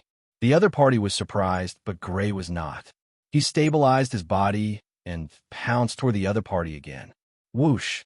The long sword in his hand turned into a cold light. He stabbed it out, aiming for the other party's chest. Oomph! Imole lowered his body and dodged the sword. Not only that, he also lowered his body and pounced toward Gray, the thousand skills sword in his hand sweeping out. If he was hit, even if Gray was wearing combat armor, he would still be injured. If he was not wearing combat armor, he would probably be cut in half. Clang! Gray quickly pulled out his sword to block the sword and used the recoil to pull away. After that, he channeled his blood force into his legs, and his body turned into an afterimage as he moved at an even faster speed than before. Those who practiced the blood technique, Wind Wolf, were known for their speed. Now that he used the blood force to increase his speed was increased to a terrifying level. He easily closed in on Mole's side. Without any hesitation, he quickly slashed his sword upward, the blade carrying an extremely dangerous aura. Facing this person who wanted to snatch the Hanhu cub, Gray had no intention of holding back. However, Mole was still a middle-level blood warrior after all. At the crucial moment, he used the blood force. His body's agility increased sharply, and he was as agile as a monkey. In this forest terrain with many trees, the advantage of agility was fully utilized. Poof! However, he was still holding a Hanhu cub in his hands. His movements were more or less affected. He did not feel it when he was running, but in a battle where the slightest effect could not be tolerated, it was exposed. Although he hid behind a tree, he could not hide completely. Before he hid behind the tree, his shoulder was grazed by the sword. His combat armor was cut open, and there was a trace of blood on his body. Chi! After injuring his opponent with one blow, Gray's eyes lit up. The blood force poured into his legs again, and he quickly caught up with his opponent, stabbing his sword at his back. After reaching middle-level blood warrior, his blood force was much thicker. He had tested that he could use it 10 times in a row. Therefore, in battle, he was not as stingy with his blood force as he was when he was a low-level blood warrior. Poof! Another wound appeared on Mole's back. This time, the injury was more serious than the previous one. Traces of dark red blood could even be seen flowing out. Poof, poof, poof. Gray attacked consecutively. Every time he used the blood force, another wound would appear on Mole's body. Soon, there were several more wounds on his opponent's body. However, none of them were fatal. Mole relied on his body's agility to avoid being hit in his vitals. If this goes on, pain came from all over his body. Mole was in so much pain that his face was twitching. It was not that he did not try to escape, but his speed was not as fast as his opponent. After running a few steps, Gray had already caught up to him, knowing that if this went on, the situation would be very bad. He looked again at the Hanhu cub in his left hand that had not opened its eyes. A trace of ruthlessness flashed across his face as he said fiercely, "If I can't have it, don't you think you can either?" He threw the Hanhu cub into the air. The 1,000-skill sword in his hand viciously slashed at the Hanhu cub. Chapter 50. At the lake, Viscount Locke and the others were still fighting fiercely with Viscount Fergus. "Lord Viscount, we have to retreat, or we'll be surrounded." Glancing at the soldiers who were quickly surrounding them, a man next to Viscount Locke shouted as he fought with Lord Corgi. "I know." After clashing with Viscount Fergus' sword and temporarily forcing Viscount Fergus back, Viscount Locke let out a low growl, and his face suddenly turned red as if he was suddenly drunk. Then, a strange and mysterious aura spread out from his body, enveloping an area of several dozen meters before stopping. As this strange and mysterious aura spread, the surrounding red-leaf trees, weeds, vines, and all the other plants began to change. The branches and leaves of the red-leaf trees grew rapidly and intertwined with each other, weaving into a wall of branches, completely blocking the gap between them and Viscount Fergus's group of 5. Not only that, the withered weeds and vines seemed to have a second spring as they grew green stems and quickly grew taller. They swam like countless green snakes and quickly wrapped around Viscount Fergus and the others. They followed Fergus's legs and wrapped around Fergus and the others. Retreat. Looking at the Fergus family soldiers who were about to surround them, Viscount Locke ordered and fled towards the redwood forest behind him. If it weren't for these soldiers, they wouldn't need to escape at all. Viscount Fergus and the others, who had exhausted a lot of their physical strength and blood force, couldn't do anything to them at all. They could just rob them directly. However, with these soldiers around, they had to escape. Even if he had the strength of a ferocious warrior, it would definitely not be easy to be surrounded by a large number of soldiers. The current him hadn't reached the level of invulnerability yet. Asterisk snap. Asterisk exerting strength in his legs. He tore off a few tufts of grass roots wrapped around his legs. Viscount Fergus swept the green longsword in his hand and cut off all the vines and branches around him. He quickly moved to the side of Baron Ricardo and the others and waved his longsword to help them get rid of the vines. Then, he said with an extremely gloomy expression, "Chase." He was very clear about the ability Viscount Locke had used just now.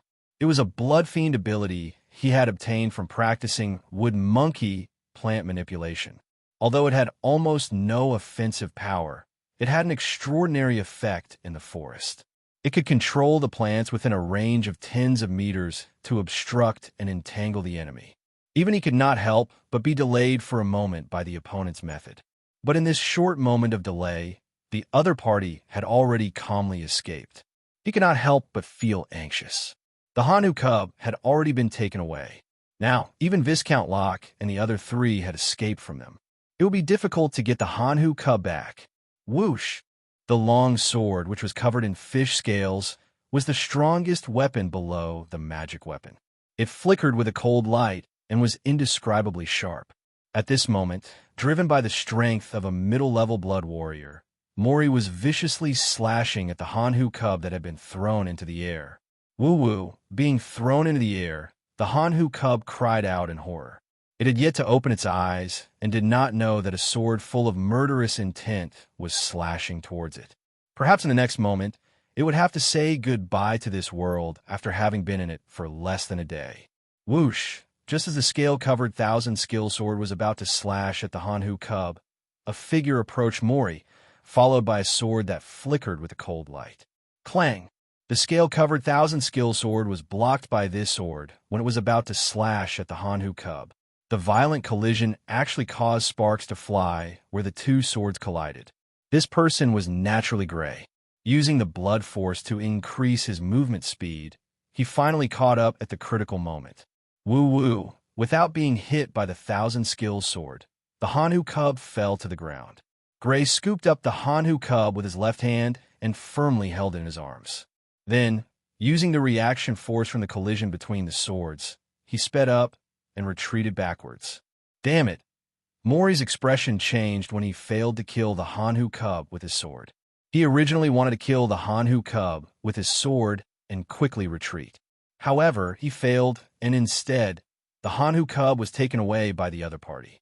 Now that the Hanhu cub was taken away by the other party, it would not be easy to kill him. The other party's speed was obviously faster than his. If he focused on escaping, he would not be able to catch up. Gray Fergus, you are very good. Hearing the large number of footsteps getting closer and closer, his expression flashed with anger. He glared fiercely at Gray, turned around, and quickly fled. This time, in order to not be detected by the Fergus family in advance, they did not dare to bring too many people. Other than the 6 of them, they did not bring a single soldier. Therefore, they definitely could not fall into the encirclement of the Fergus family soldiers. Otherwise, they would be in danger. At the same time, a deep suspicion arose in his heart. Was the family's information really correct? Was the other party really only 16 years old? Not even 17? Ever since he started practicing blood techniques, he had been called a genius. He had become a lower-level blood warrior in a year, and had cultivated from a lower-level blood warrior to a middle-level blood warrior in 2 years. This kind of cultivation speed had already been greatly praised by the family. And if the other party's age was correct, he was not even 17 years old, but was already a middle-level blood warrior. How is this possible? Could it be that the other party's cultivation talent was above his own? As a genius, who would admit that they were inferior to others? He absolutely did not believe in such a conclusion, but now that the facts were right in front of his eyes, he had no choice but to believe it. Whoosh! Looking in the direction the other party had left, Gray hesitated for a moment. However, in the next moment, he immediately turned around without hesitation and rushed in the direction of the large number of footsteps. His goal was not to keep the other party here. He only had one goal, and that was to take back the Hanhu cub. Now that the Hanhu cub had been taken back, in order to avoid any more mishaps, he needed to meet up with the castle soldiers as soon as possible. As long as he met up with the castle soldiers, with the protection of the castle's elite soldiers, even if he encountered an upper-level blood warrior, he would absolutely not be able to snatch the Hanhu cub away. Only then could he truly take back the Hanhu cub. Young Master Gray. Young Master Gray. Gray had only run a few dozen meters when he encountered a group of castle soldiers rushing in his direction. There were a total of 12 people. Seeing Gray carrying the Hanhu cub, these soldiers quickly surrounded him, protecting him inside and out. Chapter 51. Let's go to the lake, Gray said after some consideration. 12 castle soldiers were still a little too few and couldn't guarantee absolute safety. Only by meeting up with Viscount Fergus and the rest, as well as more castle soldiers, could he ensure that the Hanhu cub wouldn't be taken away again. Yes, the 12 castle soldiers responded respectfully and protected Gray as they moved towards the lake. However, they hadn't moved far when they bumped into 5 people. These 5 people were Viscount Fergus, Baron Ricardo, and the rest. Gray. Viscount Fergus breathed a sigh of relief when he saw that Gray wasn't injured. Bernal and Elise were both there and uninjured, but he didn't see Gray. He was rather worried and chased after Viscount Locke and the rest. On one hand, he hoped to recover the Hanhu cub, and on the other hand, he wanted to find Gray. Hanhu cub. Young Master Gray, why is the Hanhu cub in your hands? Baron Ricardo's eyes were the sharpest. Even though Gray was surrounded by soldiers, he saw the Hanhu cub in Gray's hands at a glance and couldn't help but exclaim, "What? The Hanhu cub is in young Master Gray's hands?" The Hanhu cub is in Gray's hands. When the others heard this, they hurriedly looked at Gray. It's really the Hanhu cub. Young Master Gray, why is the Hanhu cub in your hands? They saw that Gray was holding a small, white cat-like animal in his left hand. If it wasn't the Hanhu cub from before, what else could it be? Including Viscount Fergus. The eyes of the 5 of them were filled with intense joy. Although they hadn't given up and were still chasing after Viscount Locke and the others, in their hearts, they already felt that the possibility of taking back the Hanhu cubs wasn't high. After a series of battles, their stamina and blood force had been greatly depleted. Even if they managed to catch up, it would be difficult for them to retrieve the Hanhu cubs. As for the ordinary soldiers, their speed was limited. It was impossible for them to catch up to Viscount Locke and the others. However, they did not expect that the Hanhu cub that they had almost no hope of getting back would actually appear in Gray's hands. Gray, what's going on? Viscount Fergus asked with a pleasantly surprised expression, as if he had just regained what he had lost. I snatched it from Morley Locke. Gray brushed it off with a single sentence. As for his own strength, he didn't want to say too much. Because of the battle with Lay, his strength had already been known by the Rock family. However, he still didn't want too many people to know. He was going to tell Viscount Fergus in detail when he returned to the castle. Let's go meet up with Bernal, Elise, and the others first. Although Viscount Fergus had doubts in his heart, he obviously understood that it wasn't the right time to ask in detail. Thus, the group hurriedly rushed towards the direction of the lake. On the other hand, Viscount Locke and the others who had broken away from Fergus and the others quickly rushed towards the meeting place that they had previously discussed. In order to avoid being caught up by Viscount Fergus and the others, they didn't move in a straight line. Instead, they moved in a zigzag arc. Because of this, they didn't meet up with Gray and the others who were rushing towards the lake. Soon, they arrived at the rendezvous point and saw Lay, who was dressed in black battle armor. Morley, how did you get hurt? Morley Locke's back was facing them, so the first thing they saw was not Morley Locke's empty hands, but the obvious wounds on his body. Although the wounds weren't deep, it was obvious that they had cut through his battle suit, and there were even a few places. They couldn't help but wonder who injured Morley. After all, Viscount Fergus and the others, and even Bernal, had already been stopped by them. Only Grey Fergus and Elise Fergus were left. With the speed of two low-ranked blood warriors, it would be difficult for them to catch up to Morley, let alone injure him. Could it be that he was unlucky enough to run into the Fergus family soldiers? The few of them couldn't help but have such thoughts in their minds. At this time, Morley had already noticed the movement behind him and turned around to look behind him. Then, the few of them, including Viscount Locke, couldn't help but stiffen. Morley's expression was ugly as he looked at his empty hands. "Morley, where's the Hanhu cub?" Viscount Locke asked in shock. Even though he was extremely good at controlling his emotions, he couldn't help but reveal a trace of his emotions at this time. It was because he had a bad feeling in his heart. In the face of Viscount Locke's loud question, Morley lowered his head in shame. After a while, he said with a pale face, "Father, the Hanhu cub has been stolen." "Who? Who stole it? Did you encounter the Fergus family soldiers?" Viscount Locke asked hurriedly. From the timing of the robbery to intercepting Viscount Fergus and the others, allowing Morley to escape with the Hanhu cub, and using the plant manipulation to entangle Viscount Fergus and the others so that they could escape, it was all part of his plan. And the discovery of the matter was indeed as he had calculated. Not only did he buy time for Morley to escape with the Hanhu cub, but he also retreated calmly. It could be said that everything was within his calculations. But the only thing he didn't expect was that in the end, it was all for naught. "No." Morley's face was pale as he shook his head. "Emole, who was it that injured you and snatched away the Frost Tiger cub?" Viscount Locke's eldest son, Alfred, also frowned and asked aloud. "It's Grey Fergus." Morley's eyes revealed a strong hatred. "What? How could it be him? Isn't he only a low-level blood warrior?" Alfred exclaimed, his face full of disbelief. Viscount Locke's face became gloomy as he looked at Morley and said, "Emole, what's going on? That guy already has the strength of a middle-level blood warrior. I wasn't as fast as him and was stopped by him.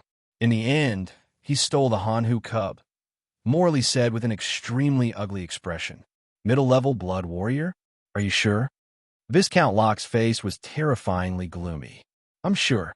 I exchanged dozens of blows with him and didn't gain the slightest bit of advantage. That guy is definitely a middle-level blood warrior," Morley said with certainty. Less than 2 years, and he's already a middle-level blood warrior. Good Grey Fergus, good Fergus family." The expression in Viscount Locke's eyes was complicated. There was anger, deep fear, and at the same time, a trace of cold, killing intent. He was angry that he had lost the Hanhu cub, which he had already obtained, just like that. He was afraid that such a genius had appeared in the Fergus family. 10 years later, the Rock family's days would not be easy. After all, they had already shed all pretense of cordiality today. The killing intent was directed at Grey. When the Oliver family had tried to assassinate Grey, he had been observing. He was not as impatient as Viscount Oliver because his Rock family also had geniuses. Now, he suddenly felt that even if his family also had geniuses, they might not be able to secure victory in the fight for the Count's position. "Father, this time we've offended the Fergus family so badly. Will the Fergus family start a territorial war like they did with the Oliver family?" Alfred asked with a slightly worried expression. "They wouldn't dare." Viscount Locke shook his head. Although the Fergus family won the battle with the Oliver family last time, they also lost a lot of their strength. They definitely won't dare to start a territorial war rashly anymore. "Let's go." Although we didn't get the Hanhu cub, we've figured out Grey Fergus's potential. It can be said that we've gained something. Viscount Locke had already restrained the anger on his face and regained his usual calmness. However, it was unknown whether his heart was still the same. Yes. Chapter 52. Beside the lake, Hanhu's corpse was lying on the ground. Bernal and Elise each held a large pouch with a sharp beak. If one looked closely, they would find that there were several strange and twisted runes on the surface of the pouch.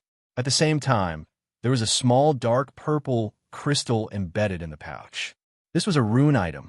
The two of them inserted the sharp beaks into the two largest wounds on Hanhu's body and stimulated the runes with a trace of blood energy. Then a strange scene occurred. Streams of dark red Hanhu's blood, without any force, strangely flowed into the pouch from the sharp beaks. The pouch, which was originally dry, slowly expanded due to the influx of blood. Damn Brock family. Not only did they steal Hanhu's cub, they also made us miss the time to collect Hanhu's blood, Elise said with a face full of hatred.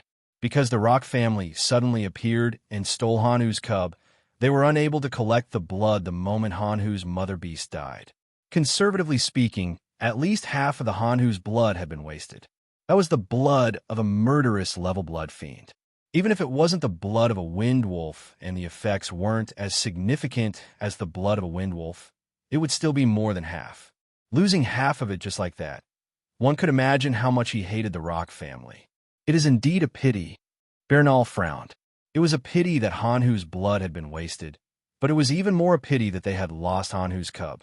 A Hanhu's cub, whose strength was comparable to a murderous level blood warrior, had been taken away by the Rock family, just like that. He was really unwilling, especially since he had specially stationed himself at Goat Horn Village for more than half a month. Now, all of his efforts had been wasted. After a short while, the two pouches were no longer able to absorb any blood from Hanhu's corpse. The two of them lifted the pouches and weighed them. I'm afraid there are only 100 of them in total. After weighing the two pouches, Bernal said with a frown, "Damn Brock family." Elise couldn't help but curse again. With Hanhu's huge body, there should be at least 200 portions of blood in its body. Now, because of the Rock family, they could only collect about 100 portions. One could imagine the hatred in his heart. Father and the others are back. A large number of footsteps approached. The two of them raised their heads and saw Viscount Fergus and the others returning. Gray is here as well. Good. Seeing Gray in the group, Bernal breathed a sigh of relief. He was envious of Hanhu's son's talent, but at the same time, he was unwilling to let him take away his right to inherit his title. But he was his father's his blood Hannah. Hanhu, that guy won't die that easily. Elise's is his dragon. Towards Gray, he was more jealous and dissatisfied. He was jealous of Gray's talent and dissatisfied that Gray had stolen Viscount Fergus' love and care. That is... Suddenly, the two of them exclaimed at the same time. They looked in disbelief at the thing in Gray's hands. It was a small white animal with black patterns mixed in. It was about the size of a cat. If it wasn't the Hanhu cub from before, what else could it be? The two of them almost jogged over and looked carefully at the animal in Gray's hands. After confirming that it was the Hanhu cub, they couldn't help but exclaim in surprise. "Father, you took back the Hanhu cub?" "I did, but I didn't take it back. It was Gray who took it back from Morley Lock." Viscount Fergus was in a good mood and said with a smile, "What, Gray took it back?" Bernal's face was full of shock as he looked at Gray in a daze. "What, he took it back?" Elise's face was also full of disbelief. At this moment, she felt that Gray, who she used to hate no matter how she looked at him, suddenly became much more pleasing to the eye. "We'll talk about the details when we get back. Take the Hanhu's corpse, and we'll leave the Red Leaf Forest immediately and return to the castle." Viscount Fergus ordered with a smile. "Yes." Everyone replied with smiles on their faces. Although there were twists and turns along the way, the result was good. The Hanhu cub that was taken away was taken back. More than 100 cavalrymen protected the Hanhu cub and the corpse of the Hanhu mother as they returned in a mighty manner. They finally arrived at Fergus Castle in the evening. There were no more robberies along the way. They were already protected by more than 100 cavalrymen, and there were also Viscount Fergus and Baron Ricardo among them. Even if there were only 2 or 3 ferocious blood warriors, they wouldn't have the confidence to snatch the Hanhu cub from such a powerful lineup. Because the sky was getting dark, Baron Ricardo and the other 3 took their leave after they arrived at the castle and finished their dinner. When they left, they were in an extremely good mood because each of them was allocated 10 portions of Hanhu's blood and 50 kilograms of Hanhu's flesh. On the market, a portion of blood from a murderous level blood fiend could be sold for about 50 gold coins. Although there would be some fluctuations depending on the type of blood fiend, the overall fluctuations wouldn't be too great. 10 portions of Hanu's blood were already worth 500 gold coins. As for Hanu's flesh, although the price wasn't as high as Hanu's blood, it could still be sold for 2 gold coins per kilogram. Based on this calculation, they had a total of 600 gold coins in their account today. Just one person, and they had an income of 600 gold coins in a day. No matter how one looked at it, this transaction was worth it. In the evening, in the purple jade hall, the rune lamp above their heads spilled out a bright yellow light, illuminating the hall that was more than 100 square meters as if it was daytime. Around the circular wooden table, Viscount Fergus, Madame de Milan, and the 5 Grey siblings were all seated. However, everyone couldn't help but look curiously at Grey. Even Madame de Milan, Caroline, and Sarah, who didn't go to the Red Leaf Forest, were the same. They had already heard about what happened in the Red Leaf Forest. Like Viscount Fergus and the others, they were also filled with curiosity about how Grey took back the Hanu cub. Ahem. Viscount Fergus was the first to speak. Grey, as far as I know, Morley Locke should be a middle-level blood warrior now. How did you take back the Hanu cub from his hands? Grey naturally knew that Viscount Fergus wasn't asking about the process of him taking back the Hanu cub. Instead, he wanted to know how he made up for the gap in strength between him and Morley Locke and took back the Hanu cub. He carefully deliberated for a moment before opening his mouth to speak. Because I'm already a middle-level blood warrior. When he took back the Hanu cub, he revealed the strength of a middle-level blood warrior. The Rock family already knew that his strength had reached middle-level blood warrior, so there was no need to hide the fact that he was a middle-level blood warrior. Moreover, he didn't intend to keep it a secret from Viscount Fergus. The reason why he didn't immediately tell Viscount Fergus was because he still hadn't figured out what kind of changes had happened to his body. He was still hesitating. Even if today's incident hadn't happened, after a while, he should have told Viscount Fergus about his strength. As the father of this body, Viscount Fergus wouldn't harm him who had taken over this body.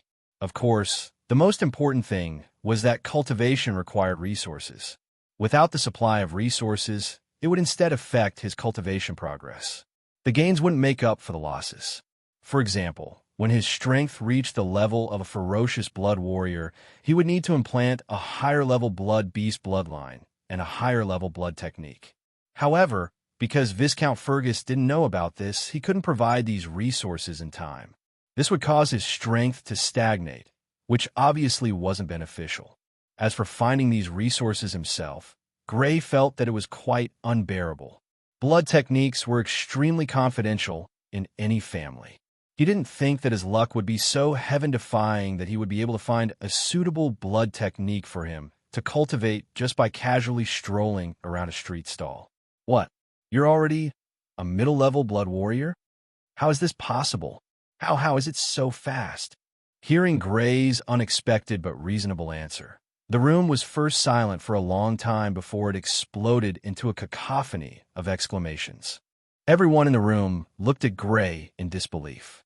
Madame de Milan maintained a look of astonishment on her face, losing her usual elegance. Caroline used her hand to cover her red lips in an unladylike manner, expressing the shock in her heart at this moment. Sarah jumped up in surprise, her eyes filled with both shock and joy. Bornel's mouth was agape as he stared at Grey in a daze, actually forgetting to close it. Elise thought that she was hallucinating. Looking around, she saw shocked faces one after another. Viscount Fergus appeared to be the calmest, but his slightly trembling hands exposed his current state of mind. After taking a few deep breaths and forcibly suppressing the shock in his heart, Viscount Fergus looked at Grey, his expression slightly embarrassed as he asked, "Grey, are you sure you've really become a middle-level blood warrior? Are you sure you're not mistaken?" In his heart, he very much hoped that Grey had really become a middle-level blood warrior, but he was also a little worried that Grey might have made a mistake. There shouldn't be a mistake. Grey nodded affirmatively. I've already started cultivating the 4th cycle of the blood technique, and the power of blood is much thicker than when I was a lower-level blood warrior. Then how many times can you continuously use the power of blood now? Viscount Fergus hurriedly asked. About 10 times in a row. Gray replied. 10 times? Good, very good. You're really a middle-level blood warrior now. Chapter 53. After a while, Viscount Fergus withdrew his smile and looked at Gray. His voice was both surprised and puzzled. But how did your strength increase so quickly? It hasn't even been a year since you became a lower-level blood warrior. I'm not too sure myself. Gray shook his head and mumbled. Since coming to the castle, especially after consuming the blood of the blood fiends, my strength has increased much faster than before. Gray felt that the inexplicable transformation of his body had a lot to do with his transmigration. After all, before he occupied this body did not have such a big reaction to consuming blood fiend's blood. Therefore, he chose to keep it to himself and did not say it out loud. Viscount Fergus frowned and thought about the reason behind it. After a while, he came to a conclusion. It should be that before you came to the castle, you didn't have the blood of the blood fiends, and your training conditions were too poor. Therefore, your training talent could not be fully stimulated. This was the only explanation that could explain Gray's current situation. It seems that we have underestimated your talent before. Viscount Fergus sighed slightly. He suddenly felt a little regret. If he had known that Gray had such talent, he would have brought Gray to the castle to take care of him when he first started training. Unfortunately, he did not do so at that time and wasted a year of Gray's time. If he had done so at that time, Gray might not be far from becoming an upper-level blood warrior by now. Father, we have indeed underestimated Gray's talent. Hearing Viscount Fergus's sigh, the corners of Bernal's mouth curled into a wry smile. Of all the people present, he was probably the one who felt it the most. They were both middle-level blood warriors, but he was already a little over 22 years old, while Gray was not even 17 years old. Comparing the two, his talent could be said to be a complete loss. Although he knew that he was not a genius, he did not expect the gap between him and Gray to be so large. The result of 7 years of training was actually caught up by Gray in less than 2 years. Perhaps Father was right to pass on the title to him. He couldn't help but think of the biggest conflict between himself and Gray.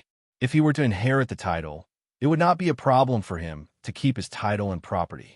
However, it was almost impossible for him to take the next step and claim the title of Count in the Sydney Marquisdom. With Gray's current talent, it was almost certain that he would become a berserker. With the family's current accumulation of military merits, as long as he obtained some more military merits, he would immediately be able to bring the family to the position of Count. There was no doubt that having Gray inherit the title was the best choice for the family. This guy is already a middle-rank blood warrior. Elise stared blankly at Gray. He really did not want to believe that Gray was already a middle-level blood warrior. However, in the face of all kinds of evidence, he had no choice but to believe it. Without the strength of a middle-rank blood warrior, Gray would never have been able to snatch the Hanhu cub from Mori Locke, who was already a middle-rank blood warrior. Moreover, he could already practice blood techniques 3 times in a row and had already begun the 4th time. This was indeed a characteristic of a middle-rank blood warrior. Being able to use blood energy about 10 times in a row was also a characteristic of a middle-rank blood warrior. He did not think that the other party would lie. After all, this kind of lie could be easily seen through. What a strong talent for cultivation. Caroline also looked at Gray with extreme surprise. Becoming a middle-rank blood warrior in 2 years was something that even a Count's son with better cultivation conditions than the Fergus family might not be able to achieve. This younger brother who had appeared out of nowhere had shattered everyone's understanding of his talent time and time again. Other aspects aside, just his talent for cultivation alone could already be described as stunning. She could not help but sympathize with her elder brother Bernal. Regarding the battle for the title between Bernal and Gray, she naturally favored Bernal. After all, he was the elder brother of the same father and mother, and would definitely be closer to him than Gray, the younger brother of the same father but different mothers. But now, she really did not think highly of her elder brother. It was too difficult to fight for the right to inherit the title with such a person. Brother, you're too amazing. Compared to the complicated emotions in Bernal, Elise, and Caroline's hearts, Sarah was much simpler. She hugged Gray's hand with a face full of excitement, as if she'd become a middle-rank blood warrior herself. In terms of closeness, she was even closer to Gray than to Viscount Fergus. It could be said that she sincerely hoped that Gray's talent for cultivation would be as strong as possible. Bang, bang, bang. Just as everyone was immersed in the atmosphere of shock, there was a knock on the door outside the room, followed by the voice of Steward Neeson. "Lord Viscount, what is it?" Viscount Fergus frowned slightly and asked. He had already instructed not to disturb them if there was nothing important. "Lord Viscount, we found something in Hanhu's intestines." Outside the door, Steward Neeson spoke. "Come in." Viscount Fergus nodded. Asterisk creak. Asterisk the door was pushed open and Steward Neeson, who was wearing a black steward uniform, walked in. He was holding a piece of yellow leather that was more than 10 centimeters in length and width. The surface was wet, and it was unknown what kind of animal's leather it was. Holding this piece of leather, he walked to Viscount Fergus and spread it out on the table in front of Viscount Fergus. Viscount Fergus looked at it casually, and then his gaze turned slightly serious. He turned to Steward Neeson and said, "You may leave now. You can leave now. Tell all the servants not to spread any information about this piece of leather." "Yes, Lord Viscount." Steward Neeson bowed respectfully and turned to leave. When he left, he closed the door again. "Father, what exactly is it?" Gray and the others obviously noticed a change in Viscount Fergus's expression and could not help but ask curiously. "Pass it around and have a look." With that, Viscount Fergus passed the piece of leather to Madame de Milan beside him. Everyone passed it around one by one. After reading it, they could not help but have a look of uncertainty on their faces. Finally, it was passed to Gray. Gray spread it out on the table to take a look. On this piece of leather, there was an overall irregular pattern branded. The edges of the pattern were not smooth, and there would occasionally be a sharp edge that extended out. And near the bottom of this outline, there was a clear triangular symbol.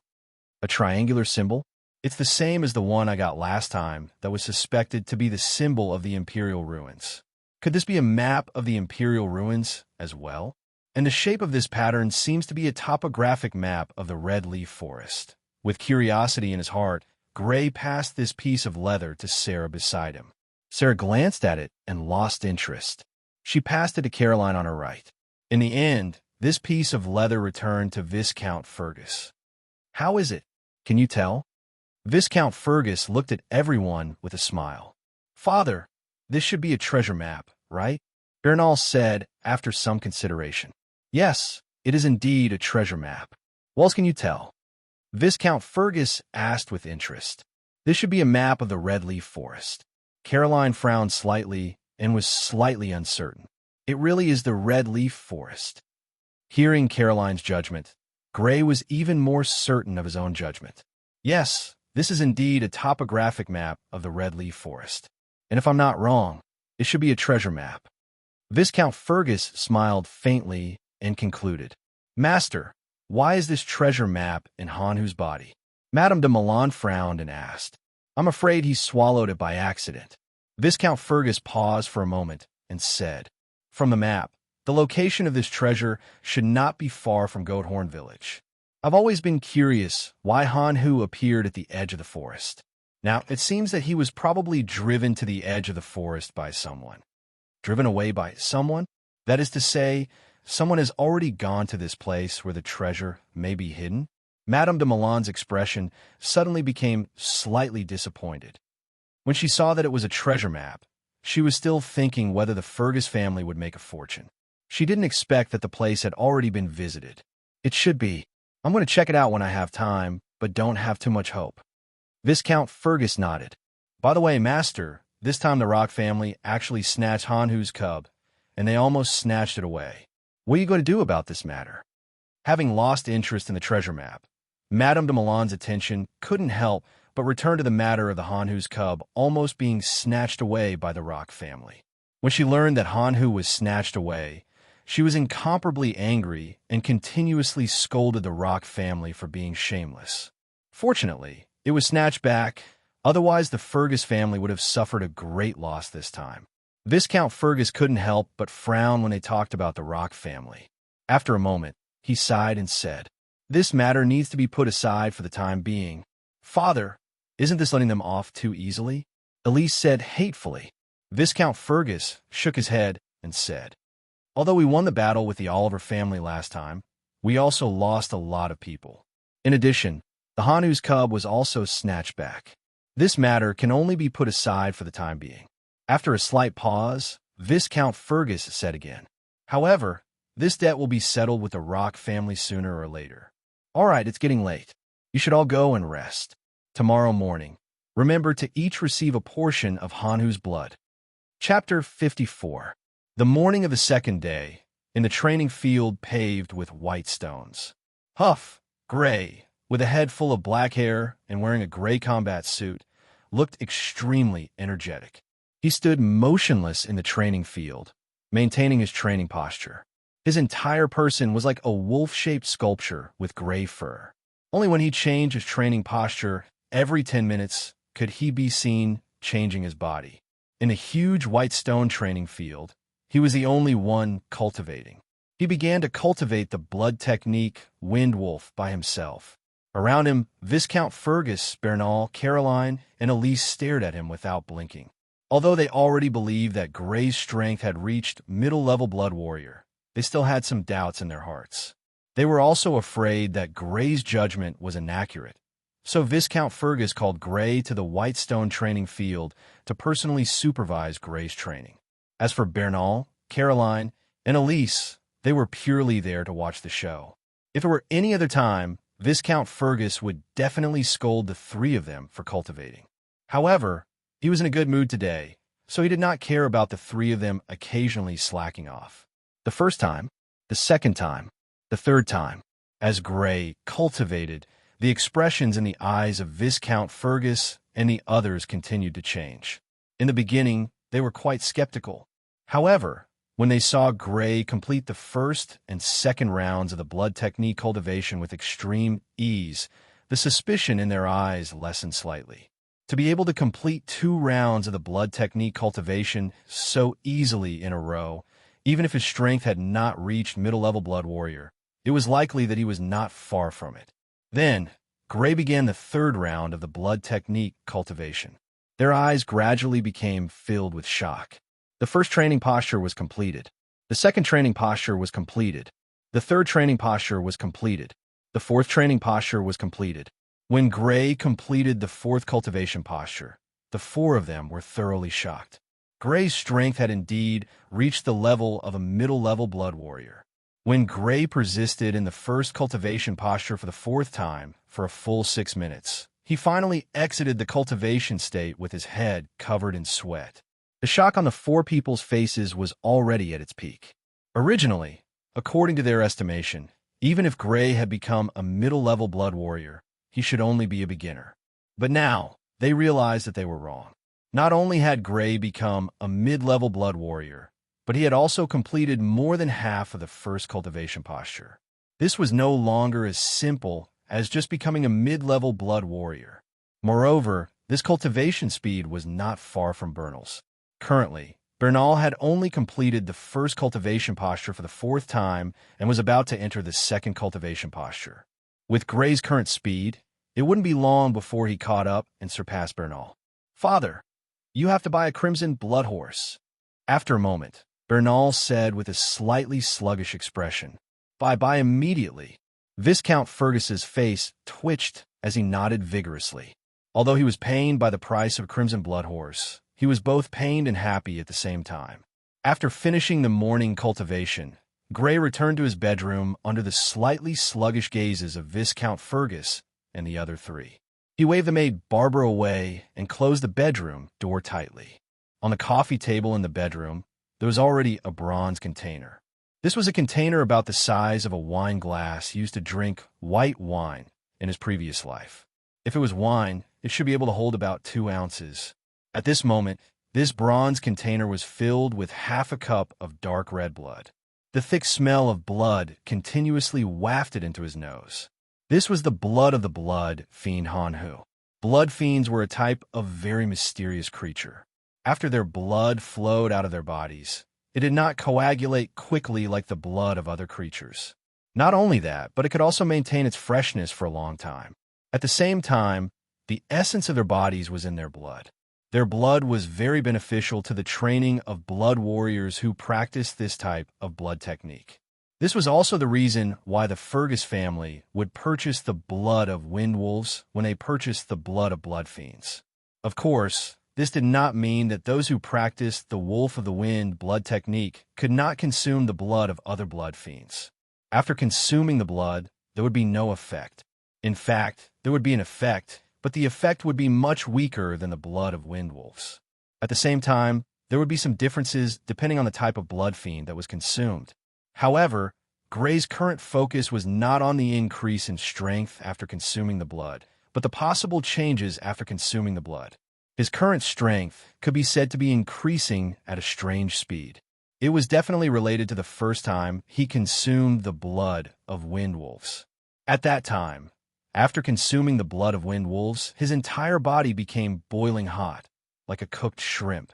After that, his appetite increased, and his strength also began to increase rapidly. Almost every day, he could feel his strength increasing. His entire strength was in a state of rapid growth.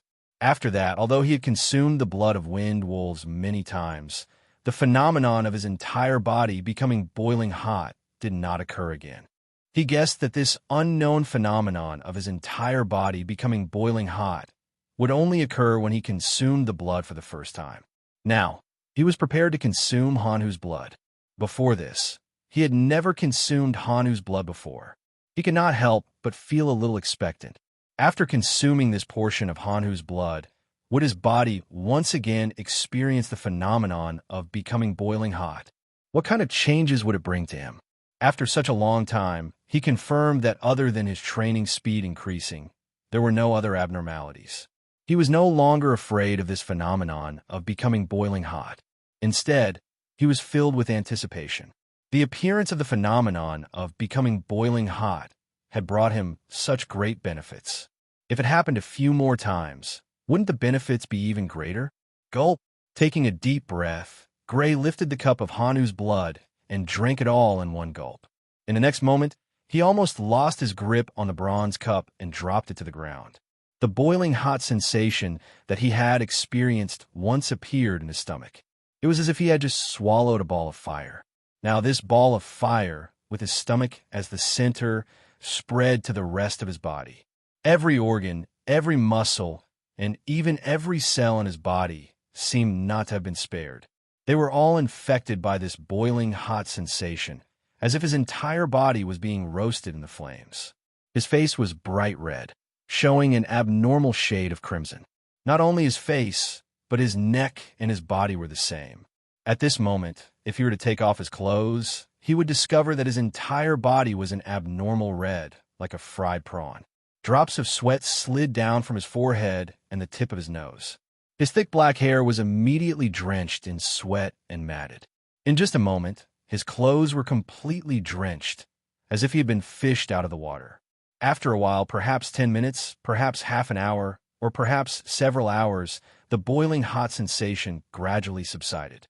Just like the last time, under the torment of this boiling hot sensation, it was impossible to accurately perceive the passage of time. It was as if his entire body was in a dream, and his concept of time was already blurred. Patter! Feeling that the boiling hot sensation had completely disappeared, Gray wanted to stand up from the chair, but he lost his balance and sat back down. Extreme fatigue attacked his mind, as if he had just run a marathon that was tens of thousands of meters long.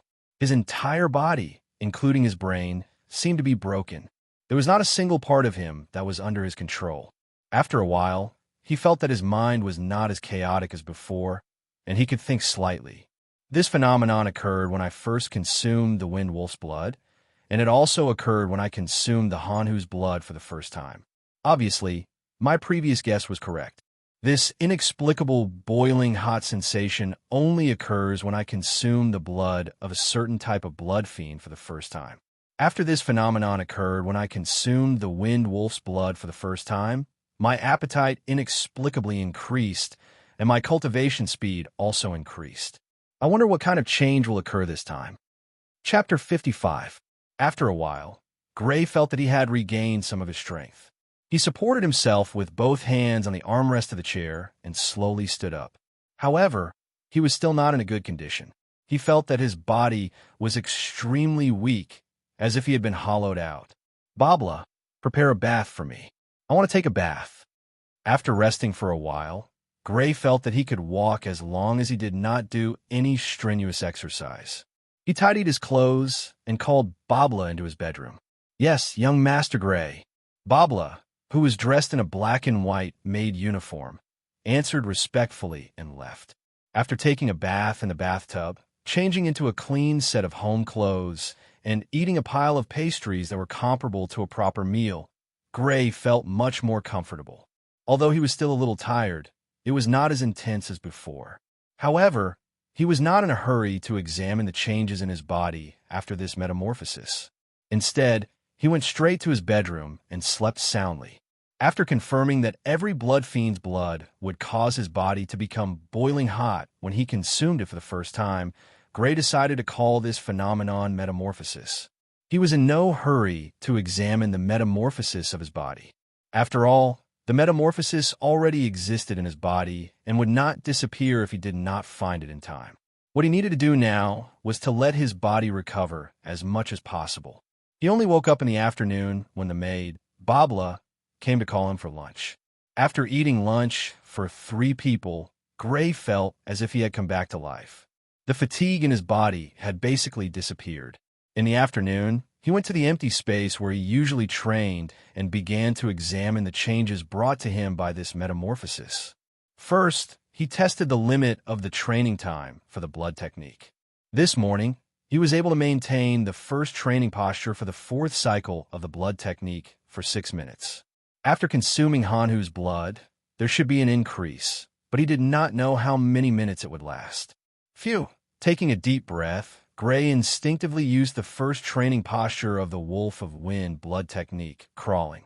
At the same time, his mind naturally visualized the scene of a wolf of wind crawling on the grass, its emerald eyes spying on its prey. After a long period of cultivation, he had already turned these 4 cultivation postures into his body's instinct. He didn't even need to think about it. His body would naturally cultivate according to these 4 postures. Again, twice, 3 times. The 4th time was the first cultivation posture. It wasn't until the 4th time that Gray had maintained the first posture for a full 8 minutes that he withdrew from the posture due to exhaustion. The limit has increased by 2 minutes. This increase is on par with consuming the blood of the blood wolf. Looks like even if I consume Hanhu's blood, it will not affect my cultivation progress. After his strength had reached the level of a middle-level blood warrior, he had consumed the wind wolf's blood once. His training time limit had also increased by 2 minutes, which meant that consuming the wind wolf's blood and Hanhu's blood did not have much of an effect on him. He just didn't know if this phenomenon was the same when he consumed the blood of other blood fiends.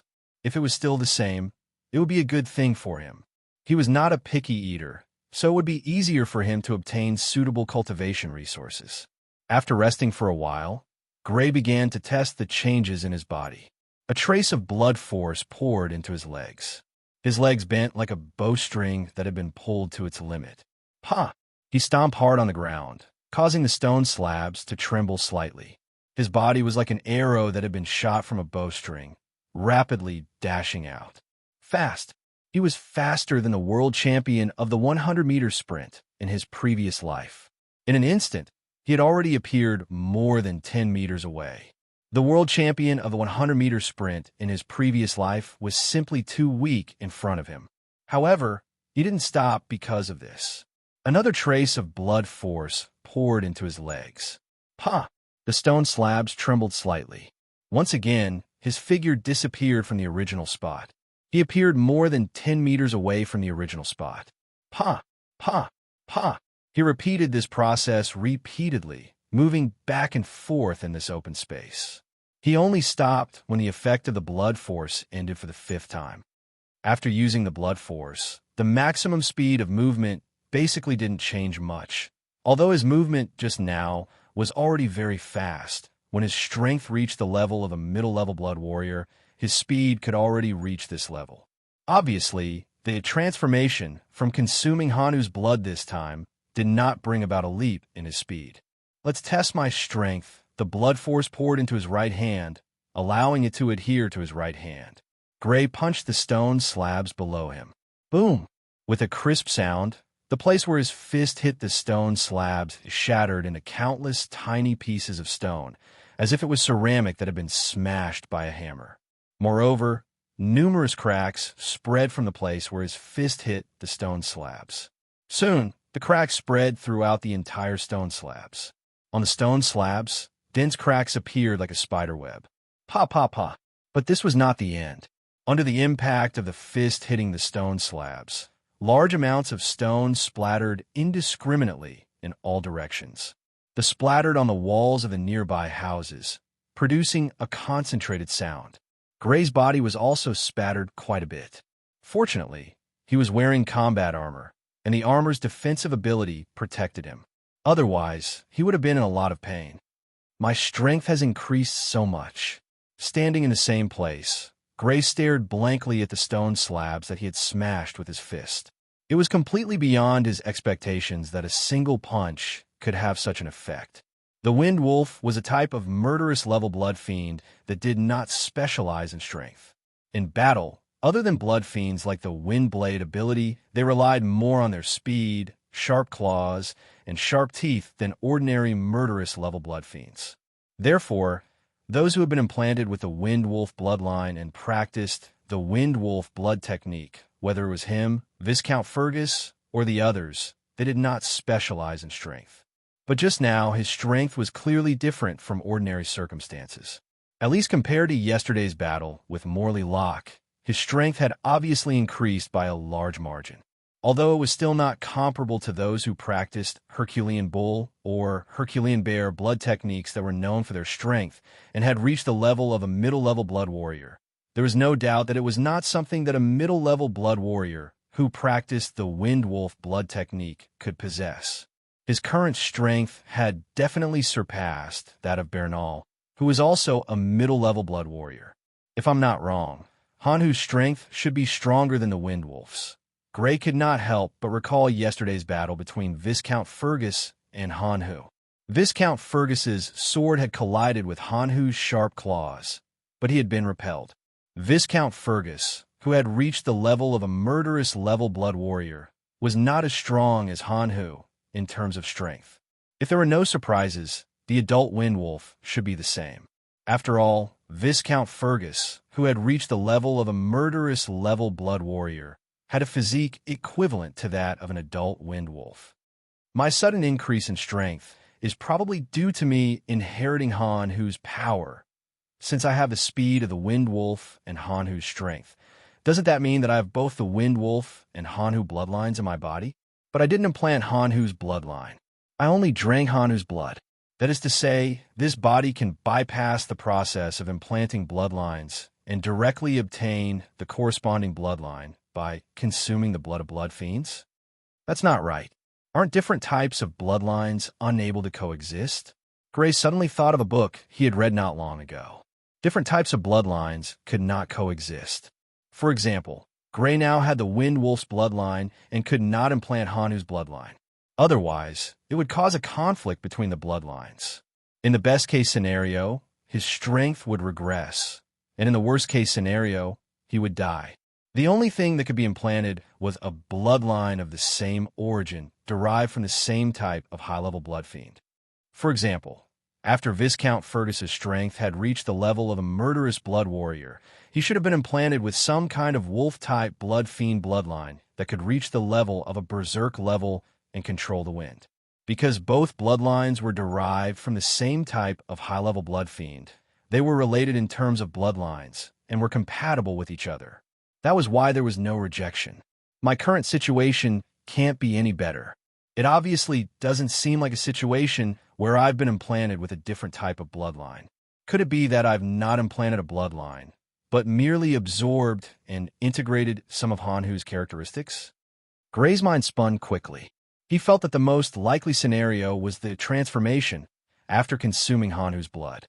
Some of Hanhu's characteristics that were superior to the Wind Wolf's, such as its strength, were integrated into the Wind Wolf's bloodline, causing the Wind Wolf's bloodline to be optimized. Perhaps the freezing air Blood Fiend ability had also been integrated into the Wind Wolf's Blood Fiend ability. It was just that he was unable to use it at his current level of strength. However, he quickly thought of another problem. Chapter 56. Standing in place, Gray supported his chin with one hand. After a while, his eyes suddenly lit up. Perhaps the body's characteristics that I chose to absorb do not only include characteristics, but also strength. When I first consumed the Wind Wolf's blood after occupying this body, my body possessed the characteristics of the Wind Wolf because I possessed the bloodline of the Wind Wolf. The reason why this transformation occurred was because although my body possessed the characteristics of the Wind Wolf, it did not record the strength of my body's characteristics. Although a young Hanhu and an adult Hanhu were both Hanhu and possessed the bloodline of the Hanhu, there were obviously many differences in the strength of their bodies. The former was still in its infancy stage, while the latter was already an adult. Its physical strength, speed, and strength far surpassed the former. It could even use the ability of the Blood Fiend to easily crush the former. He now suspected that the transformation caused by consuming the Blood Fiend's blood not only selectively absorbed the characteristics of the Blood Fiend's body, but also recorded the strength of the Blood Fiend's characteristics. Through the rapid absorption of nutrients, his body's growth was accelerated, and the strength of his body's characteristics finally reached the strength recorded in the record. Simply put, after consuming the Blood Fiend's blood, there were two transformation states. The first transformation state had an extremely strong reaction. In this transformation state, the absorption of the Blood Fiend's characteristics was mainly integrated. The second transformation state was a transformation state where one's strength would rapidly increase. This state would allow the strength of the body's characteristics to rapidly grow until it reached the strength recorded in the record. Now that he had absorbed the characteristics and strength of the Wind Wolf and Hanhu, the rapid increase in his strength, which was also the second transformation state, would continue until his movement speed was comparable to that of an adult Wind Wolf and his strength was comparable to that of an adult Hanhu. As for the Blood Fiend's abilities, he could not make a conclusion for the time being. He would have to see if he had absorbed the Blood Fiend's abilities from the Hanhu during the first transformation state. As for the Wind Wolf's Blood Fiend's ability, it was definitely present because it had been implanted with the bloodline of the Wind Wolf. The second transformation state obviously required a large amount of nutrients. This should be the reason why his appetite had inexplicably increased after consuming the Wind Wolf's blood for the first time. Whether this is the case or not, I should be able to determine when my strength reaches the level of a ferocious blood warrior. Gray's eyes were very bright. The more he thought about it, the more he felt that his guess was right. As long as his strength reached the level of a ferocious blood warrior and the strength of his body's characteristics was comparable to that of a ferocious blood fiend, he would be able to determine whether or not the strength of his body's characteristics had been recorded and backed up after consuming the blood of the ferocious blood fiend. If the strength of a murderous blood warrior had reached the murderous level, and the second transformation, which was the rapid increase in strength, did not stop, then this guess was wrong. If the second transformation stopped, then it was almost certain that the transformation after consuming the blood of the blood fiends had recorded the strength of the body's characteristics. It was like using the blood fiends that provided the blood as a basic blueprint.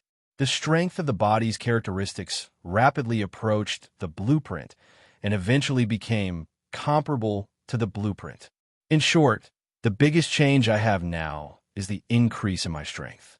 As for the other changes, such as Hanhu's blood fiend ability or the strength of his body's characteristics, it is not something that can be determined in a short period of time. Not thinking about the transformation anymore, Gray stood where he was and recalled the fatigue he felt after two transformations. I feel that after the transformation, my body is even weaker than the first time I consumed the Wind Wolf's blood. What is going on? Is it because the interval between the two transformations is too short? Or is it because my current physical fitness is too weak and it is too difficult for me to endure 2 transformations. Gray's brows slowly furrowed. He felt that this kind of transformation was not limitless.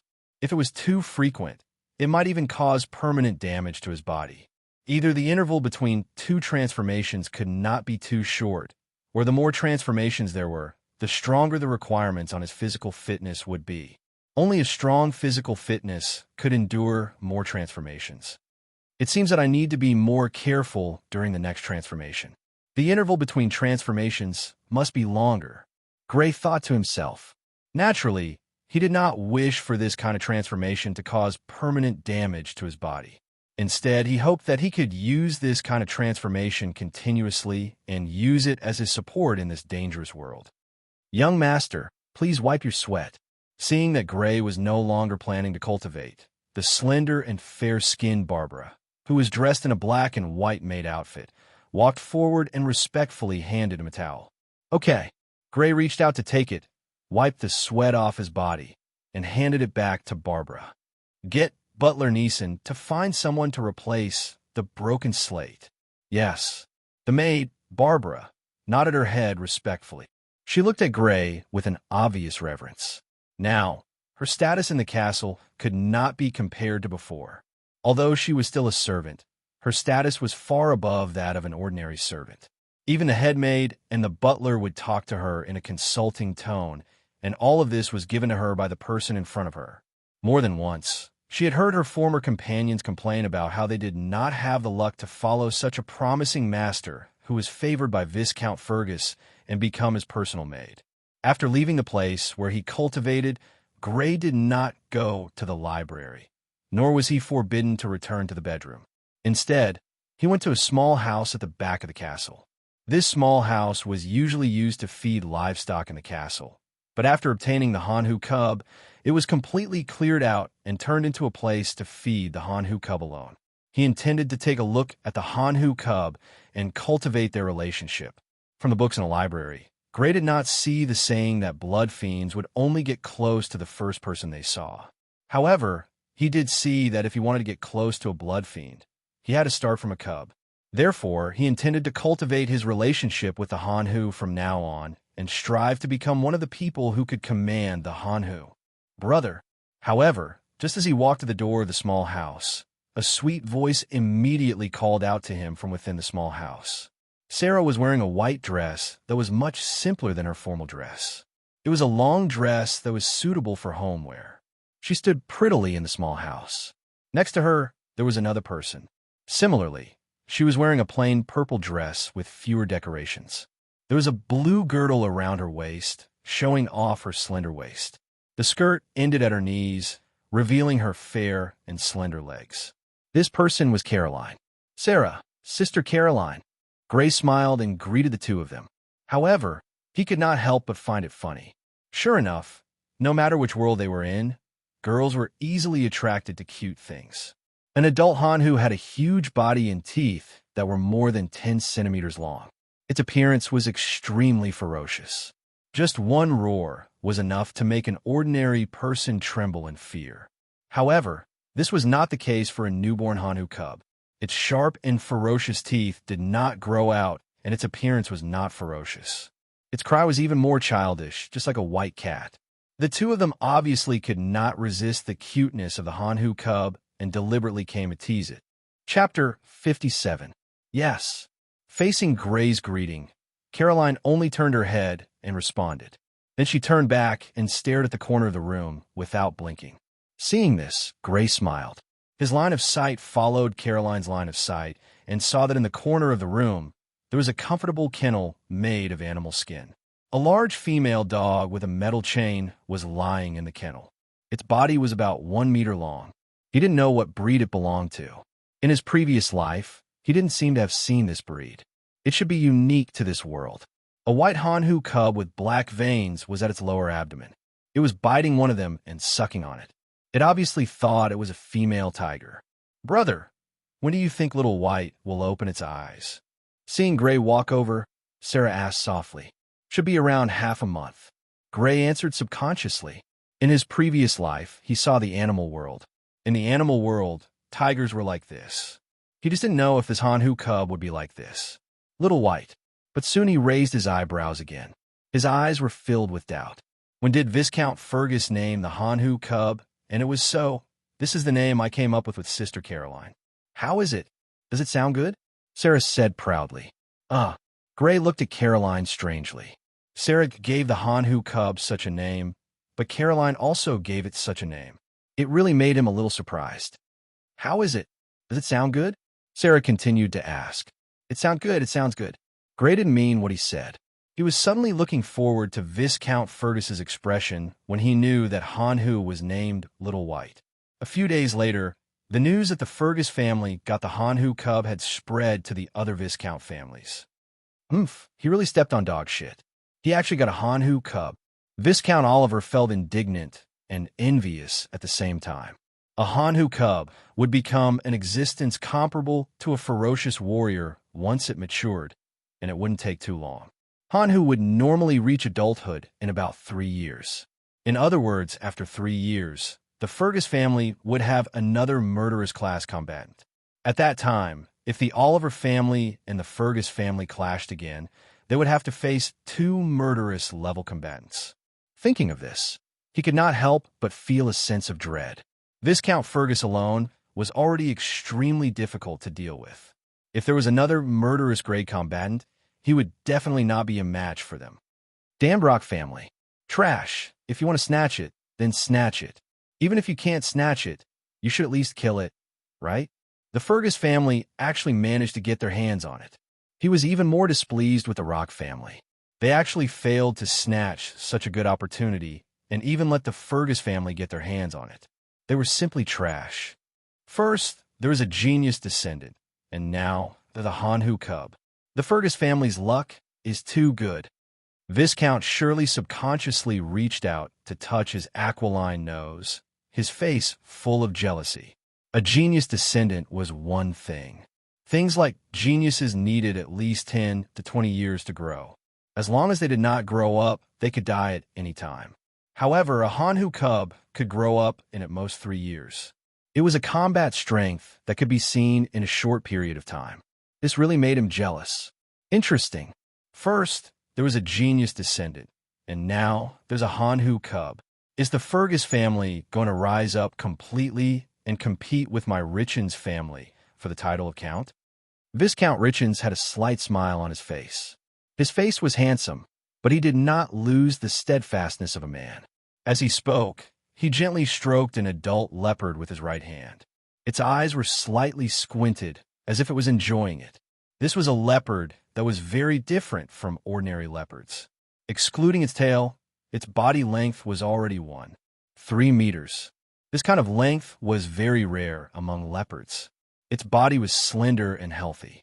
It could be said that it was the polar opposite of the tall Hanhu cub.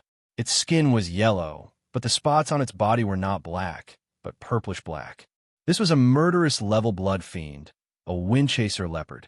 A windchaser leopard, as its name suggested, was born to chase the wind. It had a speed that other murderous level blood fiends could only dream of. Its speed was the highest among murderous level blood fiends. Even many mad level blood fiends could not compete with it in terms of speed. Even though it didn't have any blood fiend abilities such as cold air or wind blades, its unparalleled speed made it a huge threat to anyone. This was one of the foundations of the Richens family, an adult windchaser leopard with extreme speed. They actually got a Hanhu cub. The Fergus family is really lucky. Viscount Baymai was the only female viscount among the 6 viscounts. When she heard that the Fergus family had obtained a Hanhu cub, her delicate and beautiful eyebrows slightly furrowed. After a moment, she relaxed and regained her usual self-confidence that was not inferior to men. So what if it's a Hanhu cub? These are just external objects. The key to the battle for the title of Count is to nurture berserkers. The Rock family was eating in the dining hall of Castle Lock. Viscount Locke calmly enjoyed his dinner. His posture was standard, his movements were elegant, and his expression was calm. There was no trace of the effect of his failure to snatch a Hanhu cub a few days ago. Ding!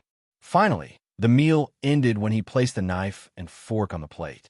Father, as if he had been waiting for this moment, the moment he finished his meal, his second son, Maury, spoke. "Why don't you spread the news that Grey Fergus is already a middle-rank blood warrior in less than 2 years?" Viscount Locke did not answer Maury's question immediately. Instead, he looked at his eldest son, Alfred, and asked, "Alfred, what do you think?" Alfred had a head full of gray hair and looked very similar to Viscount Locke. He was like a younger version of Viscount Locke. He frowned slightly and said, "Father, you must have some reason for doing this. As for the specific reason, I can't guess." Viscount Locke was satisfied with Alfred's performance and spoke slowly. "What's the use of spreading the news that Grey Fergus is already a middle-rank blood warrior in less than 2 years, other than providing information for the other Viscount families for free?" At this point, he glanced at Maury. With the Fergus family's tight protection of Grey Fergus, even if the other Viscount families knew, they would not easily attempt to assassinate him. At this point, he paused slightly and revealed a cold smile. Chapter 58. Phew. With a heavy exhalation, Grey exited from his cultivation state. His face was covered in sweat, and his hands were on his knees. He was clearly exhausted, but a smile could not help but appear on his face. The first training posture of the 4th cycle completed. The blood technique Wind Wolf had a total of 4 training postures. The completion of the first training posture indicated that he would be able to complete 1/4 of the 4th cycle. It had only been a month since he became a middle-level blood warrior. This was far beyond his expectations. At this rate, he should be able to complete the 4th cycle in another 3 months and become an upper-level blood warrior. This was much earlier than the maximum 6 months he had expected, reaching the shortest time he had expected. Young Master Bernal. Suddenly, the maid Barbara's greeting came from afar. Grey turned his head to look and saw Bernal, with his dazzling short golden hair and his white battle attire, walking towards him. His eyebrows twitched imperceptibly, and he released his hands from his knees. He stood up straight and walked toward the other party. Many people knew that he was cultivating in the empty space south of the castle, but apart from Sarah, only Elise had secretly spied on him. The others, even Viscount Fergus, had never come here. It was obvious that they had tacitly agreed that this place was his private territory. This time, Bernal's arrival made him feel that there was something out of the ordinary about it. Big Brother Bernal, Grey, greeted him as he walked over. The misunderstanding of the assassination had been resolved, and with the matter of the title, Grey had lowered his guard against Bernal. At least, he was no longer as wary as before. At the same time, there was a trace of guilt. Guilt that he might snatch away the other party's right to inherit the title in the future. Although Grey was not that enthusiastic about the title, what he wanted more was the life of a noble, and not the inheritance of the title and the control of the Fergus family. But judging from the current situation, even if he was unwilling to accept it, Viscount Fergus would very likely force him to inherit the title. If the Fergus family wanted to go one step further and fight for the only remaining Earl title in the Sydney Marquisdom, they needed at least a berserker to inherit the title. And with the potential that Bernal had shown, it would be very difficult for him to become a berserker without a special opportunity. Yes. Hearing Grey's greeting, Bernal responded. After a moment, as if he had made up his mind, he suddenly raised his head and looked directly at Grey with his dark blue eyes. "Grey, fight with me." Fergus Castle, Whitestone Gymnasium. Grey was dressed in a gray battle suit. His black hair fluttered in the wind. His blue eyes lost some of the immaturity of a young man and gained some of the depth of an adult. In his hand, there was a wooden sword made of ironwood. It was 1 meters long and 5 centimeters wide. In front of him, 10 meters away, Bernal was wearing a white battle suit. He was also holding a wooden sword made of ironwood. Bernal obviously attached great importance to this battle. He tried his best to make it a real battle. Except for the fact that the weapon was made of wood, everything else was no different from a real battle. Viscount Fergus, Elise, and Caroline were standing next to the Whitestone Gymnasium. Viscount Fergus frowned and then relaxed. In the end, he did not stop this battle. "Brother, do your best." Elise supported Bernal one-sidedly. Caroline, on the other hand, looked on calmly not intending to support either side. Gray, show me your full strength. Looking at Gray, Bernal looked very serious. From the serious expression on his face, it was as if he had made some kind of important decision. Okay. Gray nodded solemnly. Although he did not know why Bernal suddenly asked for a battle, he could clearly feel that Bernal valued this battle. If he deliberately showed weakness or did not show his full strength, it would be disrespectful to Bernal. Moreover, even if he used his full strength, he might not be able to win against Bernal. Although he was already a middle-level blood warrior and had inherited this body's combat talent, the time he had been exposed to real battle was too short. He still lacked combat experience. Bernal, on the other hand, had been exposed to real battle for at least 5 years. He also had the experience of killing people early on. His combat experience could be said to be extremely shrewd and ruthless. Facing his opponent, the slightest carelessness could cause him to lose miserably. Whoosh! Almost at the same time, both of them moved. The distance of more than 10 meters was closed in the blink of an eye with their extremely fast speed. Whoosh! Bernal swung the sword in his hand first. The black ironwood long sword tore through the air with a terrifying whistling sound. From bottom to top, it was like a black shadow slashing towards Gray. Whoosh! Gray, who was charging forward, stomped his right foot on the ground and twisted his ankle. His forward momentum suddenly changed as he quickly swept towards Boral's right side. At the same time, the sword in his hand swung behind him, slashing in the opposite direction towards Bernal. Bang! Gray's reverse slash was blocked. The slash was dodged, and there was another slash coming from the right. Bernal's sword changed direction rapidly, drawing an arc and blocking Gray's slash. Pa pa pa! However, it was a hasty block after all, and the force was not at its strongest. Bernal was directly shaken back by the huge force transmitted from his sword. He had to take a few steps back to dissipate the force. Bang! With a stomp on the ground, the white flagstone floor trembled slightly. Gray's figure quickly rushed towards Bernal. The ironwood sword in his hand slashed vertically with an aura that could split mountains. Whoosh! However, this slash hit empty air. The moment before his sword slashed down, Bernal's figure had disappeared. Suddenly, like a phantom, he disappeared and reappeared a few meters away. The explosive speed in an instant could be described as terrifying. Obviously, this was the power of blood pouring into his legs to increase his speed. Whoosh! Moreover, this few meters of lateral movement allowed Bernal to appear on Gray's left side. The black ironwood sword was like a black light, slashing horizontally towards Gray. Whoosh! There was no need to turn his head. The sound of the wind coming from the left was enough for Gray to determine that the attack came from the left side. Pouring the power of blood into his legs, Gray's body moved like lightning to the right, narrowly avoiding Bernal's slash. When Bernal's sword was closest to him, it was less than a centimeter away. Then, he turned around, slanted his body, and stabbed his sword towards Bernal.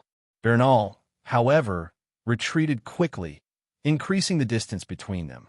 Whoosh whoosh! After more than 10 consecutive exchanges, except for the first time when their weapons collided, their weapons did not collide again. As people who also practiced the blood technique, Wolf of Wind, the two preferred to rely on speed to deal with the enemy rather than face the enemy head-on. However, this did not mean that their exchanges were not thrilling. In fact, it could be said that their fighting style was more thrilling than usual. After exchanging blows several times, their weapons were always less than a few centimeters away from each other's bodies. If it weren't for the fact that they were wielding swords made of ironwood, the spectators would have thought that they were fighting to the death. So fast.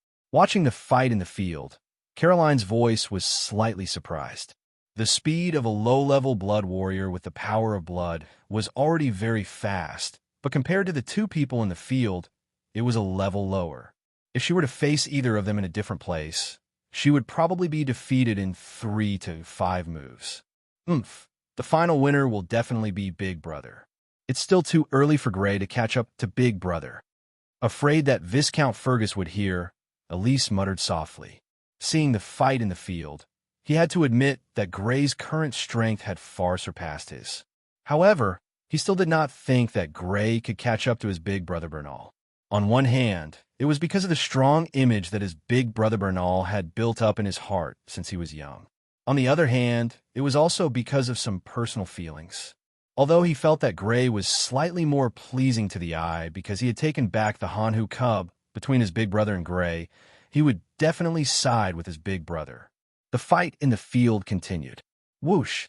Dodging Bernal's long sword once again, Gray appeared on Bernal's right side, preparing to stab at Bernal's chest from the side. Because it was an ironwood sword, it did not have a blade, and the tip was not sharp. In addition, Bernal was still wearing his battle armor, so Gray was not afraid that this would hurt him. Whoosh! However, at this moment, before he could strike, an ironwood long sword slashed at him like a ray of black light, as if it had already known that he would appear here. How can it be so fast? For the first time, Gray's face showed surprise. Bernal's long sword had already slashed out. How could it turn back so quickly? It was too unexpected, and the sword was already very close to him. It was too late to dodge, so he could only raise his sword to block. Bang! Chapter 59. Clap, clap, clap. Gray was shaken to the point of retreating. In terms of battle experience, there's indeed a large gap between him and me. Hastily defending himself, Gray was shaken back. However, he quickly understood why Bernal's sword appeared so quickly. They were both middle-level blood warriors, and they both practiced the blood technique Windwolf. Logically speaking, the speed at which they swung their swords should be extremely close. Just now, Bernal's sword-swinging speed was clearly faster than his. The reason was that Bernal's previous slash was a feint. Halfway through, he had already changed direction and slashed in the direction that Gray was about to appear. Gray had not even had the time to attack when Bernal's sword was about to reach him. An extremely brilliant feint immediately forced him into a disadvantageous position. Even as an opponent, he could not help but cheer for his opponent. It was obvious that Bernal had more battle experience than him. This was an indisputable fact. Bang! Bernal's attack was far from over. Taking a step forward, Bernal had already caught up with the staggering Gray. The sword in his hand slashed out again. Bang, bang, bang. After the horizontal slash was a vertical slash. After the vertical slash was a diagonal slash. After the diagonal slash was a horizontal slash, slash after slash, not giving Gray any time to adjust. Gray was like a small boat in the middle of a tumbling sea, facing the onslaught of a raging storm. Bang! Patter! An ironwood sword could not be held steadily and flew straight up. After spinning a few rounds in the air, it fell onto the white stone floor with a crisp sound. Gray and Bernal's battle had already ended. One of them had already lost his sword, while the other sword was resting on the neck of the one who had lost his sword. However, what was surprising was that the one who still held the sword in his hand was Gray. The one who had lost his sword and had a sword resting on his neck was Bernal.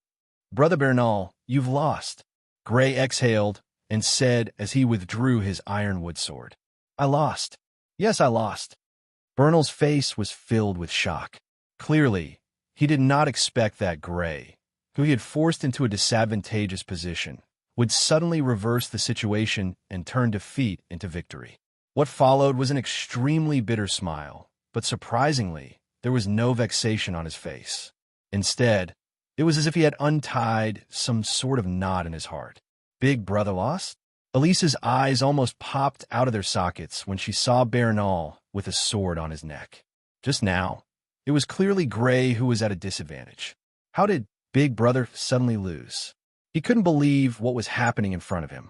His eldest brother, Bernal, had been practicing blood techniques for many years and had come into contact with actual combat at an early age. His combat experience was extremely rich and was not something that Gray, who had only come into contact with actual combat for a few months, could compare to. The development of the battle was just as he had expected. After more than 10 rounds of probing exchanges, Big Brother Bernal began to show his might and force Gray to retreat continuously without any ability to resist. But what happened in the end? Why did Big Brother Bernal, who clearly had the upper hand, suddenly lose? Amazing! Caroline's eyes were filled with shock. She couldn't tell what had happened in the last moment of the exchange, but it was an indisputable fact that Gray had won. Gray, who had only a few months of combat experience, had actually defeated Big Brother Bernal, who had years of combat experience. Without a doubt, Gray's performance was stunning. This, Viscount Fergus frowned, and his eyes flashed with surprise. Gray's victory could be said to have greatly exceeded his expectations. In fact, before the battle, he was certain that Bernal would win. He often sparred with both of them and was very familiar with their combat standards. He was very clear about the difference between Gray and Bernal in terms of combat experience. But the result was very surprising to him. He couldn't help but recall the details of the last moment of the battle. After a while, he had a strange look in his eyes. He roughly understood the reason why Gray had won. Gray had deceived Bernal and had deceived all of them present. "Young Master Gray, young Master Bernal, please wipe your sweat." A servant respectfully walked forward and handed a towel. Gray took the one handed to him and covered his face with it to wipe his sweat. The reason why he could defeat Bernal in this battle was that after the second metamorphosis, he had inexplicably increased strength. The current him, although in terms of speed, was almost the same as Bernal. In terms of strength, he was much stronger than Bernal. Therefore, even if he hastily blocked, Gray's defense was not very strenuous. Therefore, being forced to retreat by Bernal's attacks was only an illusion. It was an illusion that he used to confuse Bernal. In the end, Bernal seemed to have the upper hand, but in reality, that was not the case. Relying on his strength that was greater than Bernal's, he had already adjusted under Bernal's continuous attacks. In the end, with a spurt of energy, he counterattacked and knocked Bernal's sword out of his hand and won the battle. Afternoon. Large amounts of clouds floated in the sky, completely blocking out the sun. A gentle breeze blew, bringing with it a sense of coolness. At the foot of Fergus Castle Mountain, there was a large piece of flat grassland. It was completely enclosed and built into a pasture to feed horses, cows, and sheep. "Lord Viscount, young masters and young ladies, this is the Crimson Blood Horse." A man in his 50s with slightly gray hair bowed respectfully and led Gray and the rest to a stable in the pasture. This was a separate stable, and in the whole stable, there was only one warhorse. This was a very handsome warhorse. Its fur was crimson red, and it was about 2 meters long and 3 meters tall. The muscles all over his body were streamlined and well-defined, but they were not overly bloated, giving people a kind of combination of strength and beauty. The blood-red eyes of the horse were bright and full of spirituality. When it saw Gray and the rest, it was not afraid of strangers. Instead, it looked at Gray and the rest curiously. "What beautiful eyes!" Looking at the blood-red eyes of the warhorse, Caroline praised. "This is a young Crimson Blood Horse?" Viscount Fergus looked carefully and asked. "Yes, Lord Viscount." The gray-haired man replied respectfully. He was the manager of this pasture. A while ago, Viscount Fergus asked him to buy a Crimson Blood Horse. After more than 10 days, he finally came back with the Crimson Blood Horse.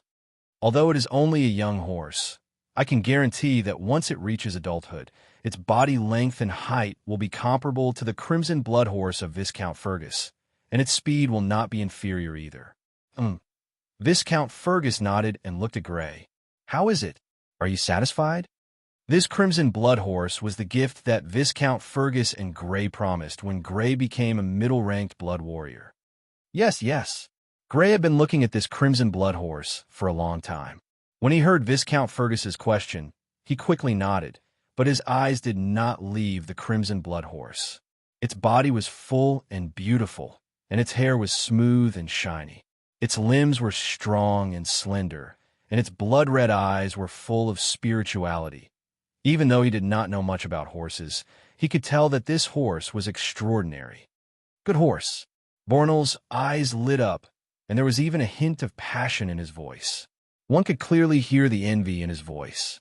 Although his horse was a good breed of war horse, it was obviously inferior to the Crimson Blood Horse, whose speed was comparable to a murderous level blood fiend. "Too bad it's not an adult yet."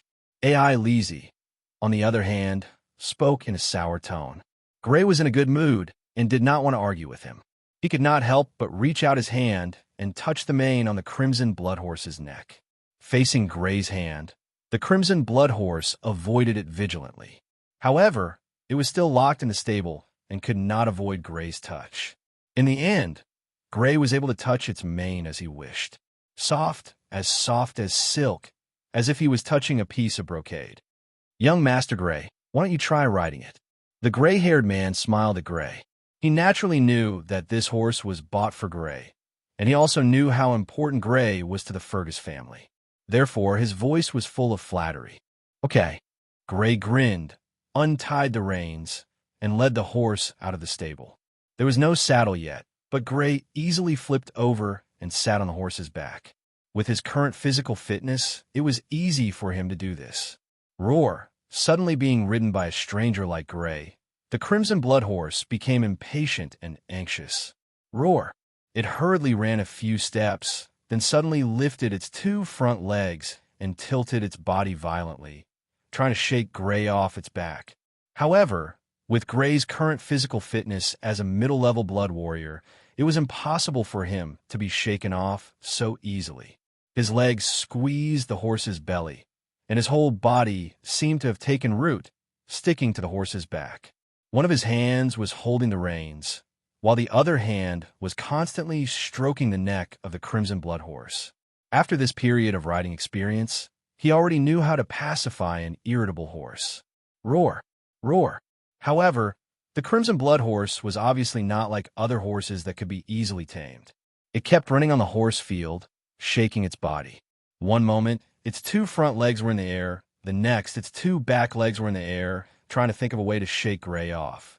This situation lasted for more than 10 minutes before it gradually calmed down. It probably knew that it couldn't shake him off, so it gave up. Seeing this, the corner of Gray's lips curled up. He had finally tamed it. Although it would take some time to completely tame it and develop feelings for it, at least it didn't reject him riding on its back. Or maybe it didn't want to, but it couldn't do anything about it. "Yeah!" Lightly squeezing the horse's belly, Gray urged the crimson blood horse to run forward. Da-da-da. The galloping crimson blood horse showed the elegance of a king among horses. A strong gust of wind blew against Gray's face, causing his black hair to flutter behind him. A whistling sound rang in his ears, and the green grass was quickly swept past in his line of sight. This speed was even faster than when he used the power of blood to increase his running speed.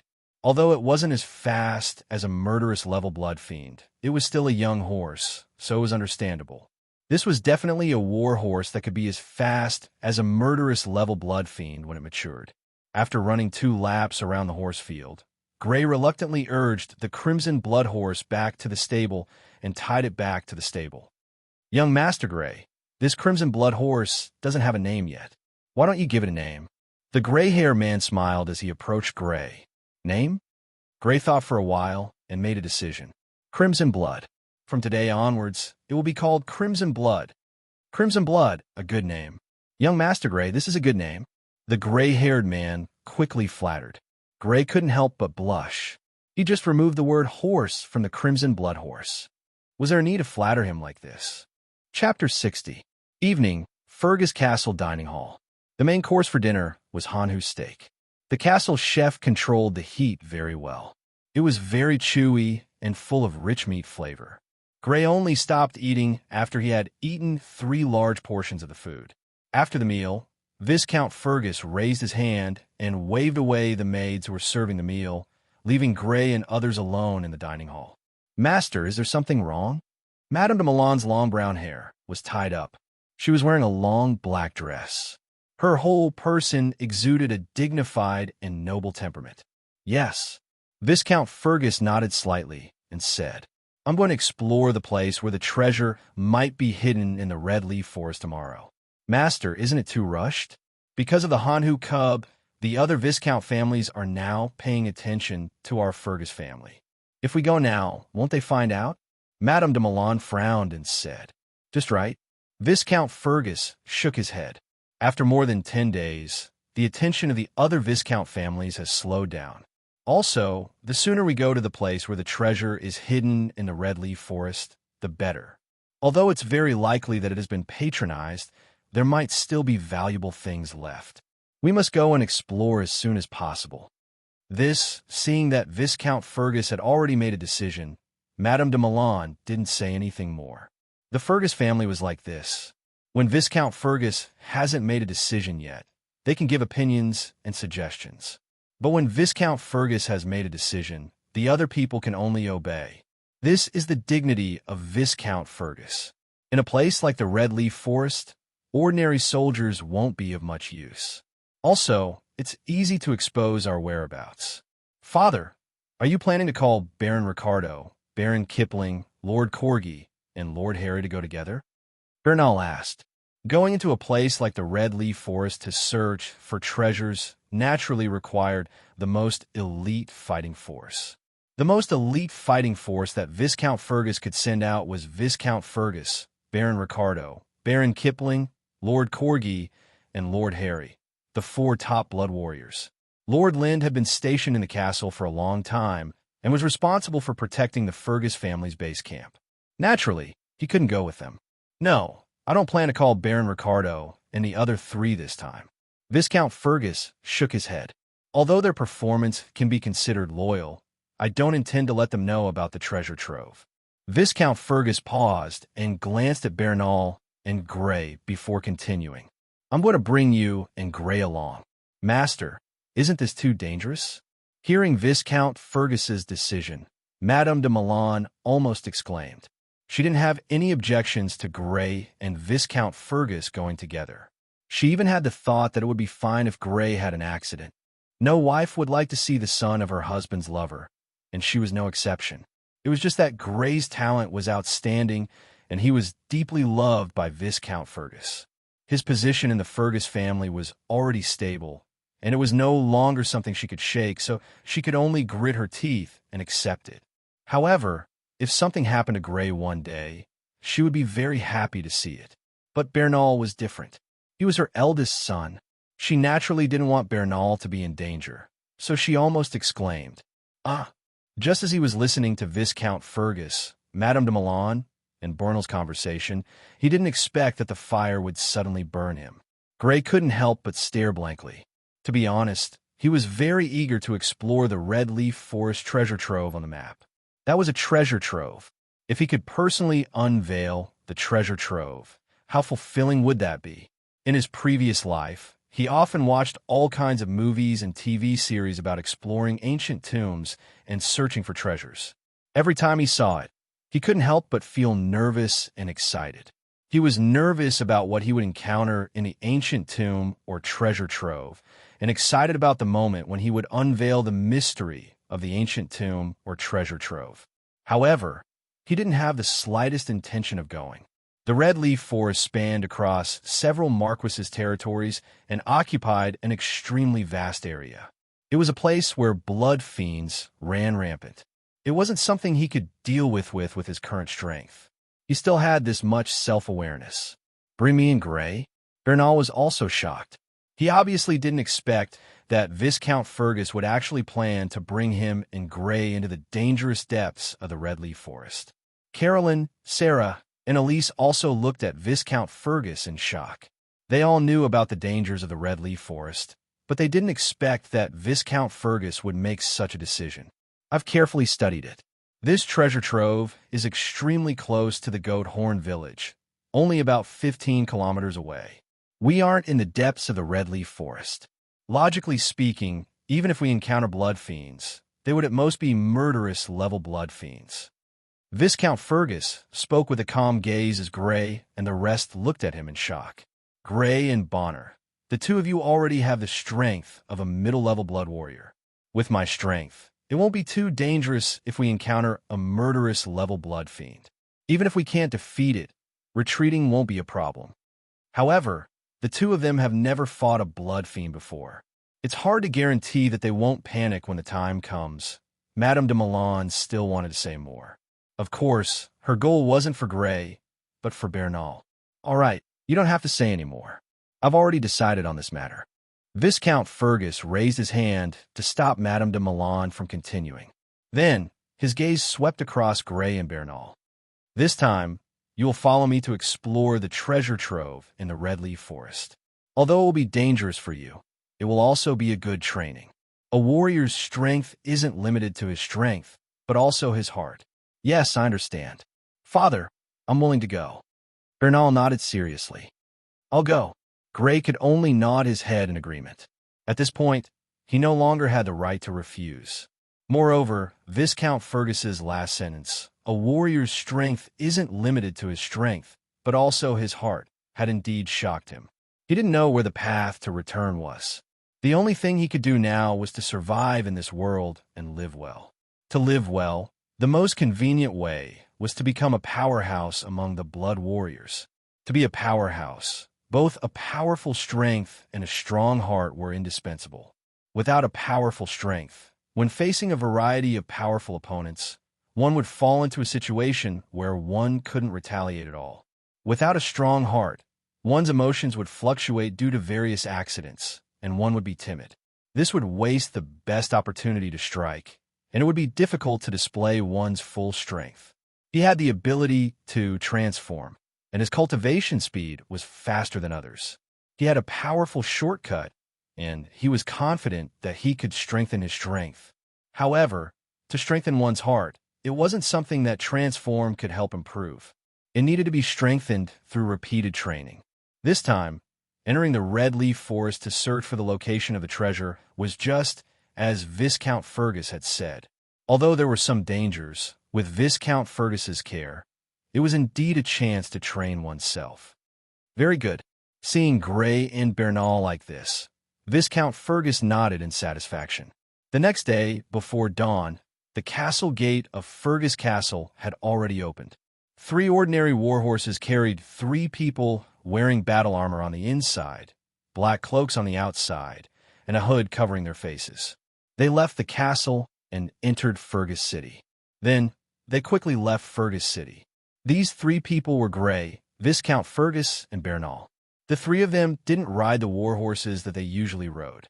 They only rode the ordinary warhorses that the family soldiers usually rode.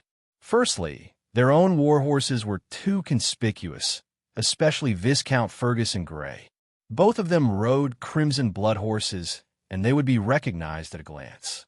Secondly, after entering the Redleaf Forest, they would definitely place their warhorses at the edge of the forest. Without anyone guarding them, it would be a pity to lose them.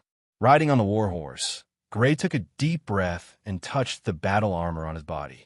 He felt a lot more at ease. Under his battle armor, there was a sleeveless black inner armor. It was the iron rhino inner armor that Viscount Fergus had auctioned off at Ford's auction. After dinner last night, Viscount Fergus called him to the study room and gave it to him. With this inner armor that was intact under the attack of the murderous blood warrior's blood beast ability, his safety was undoubtedly greatly increased. When he saw Viscount Fergus buy this iron rhino inner armor, he originally thought that Viscount Fergus bought it for his own use. He didn't expect that Viscount Fergus would actually give it to him. It really touched him. Of course, he also knew that the reason why Viscount Fergus did this was because of the potential that he had shown. In the past 16 years, Viscount Fergus didn't care about this body. From this, it could be seen how indifferent Viscount Fergus was when facing worthless people.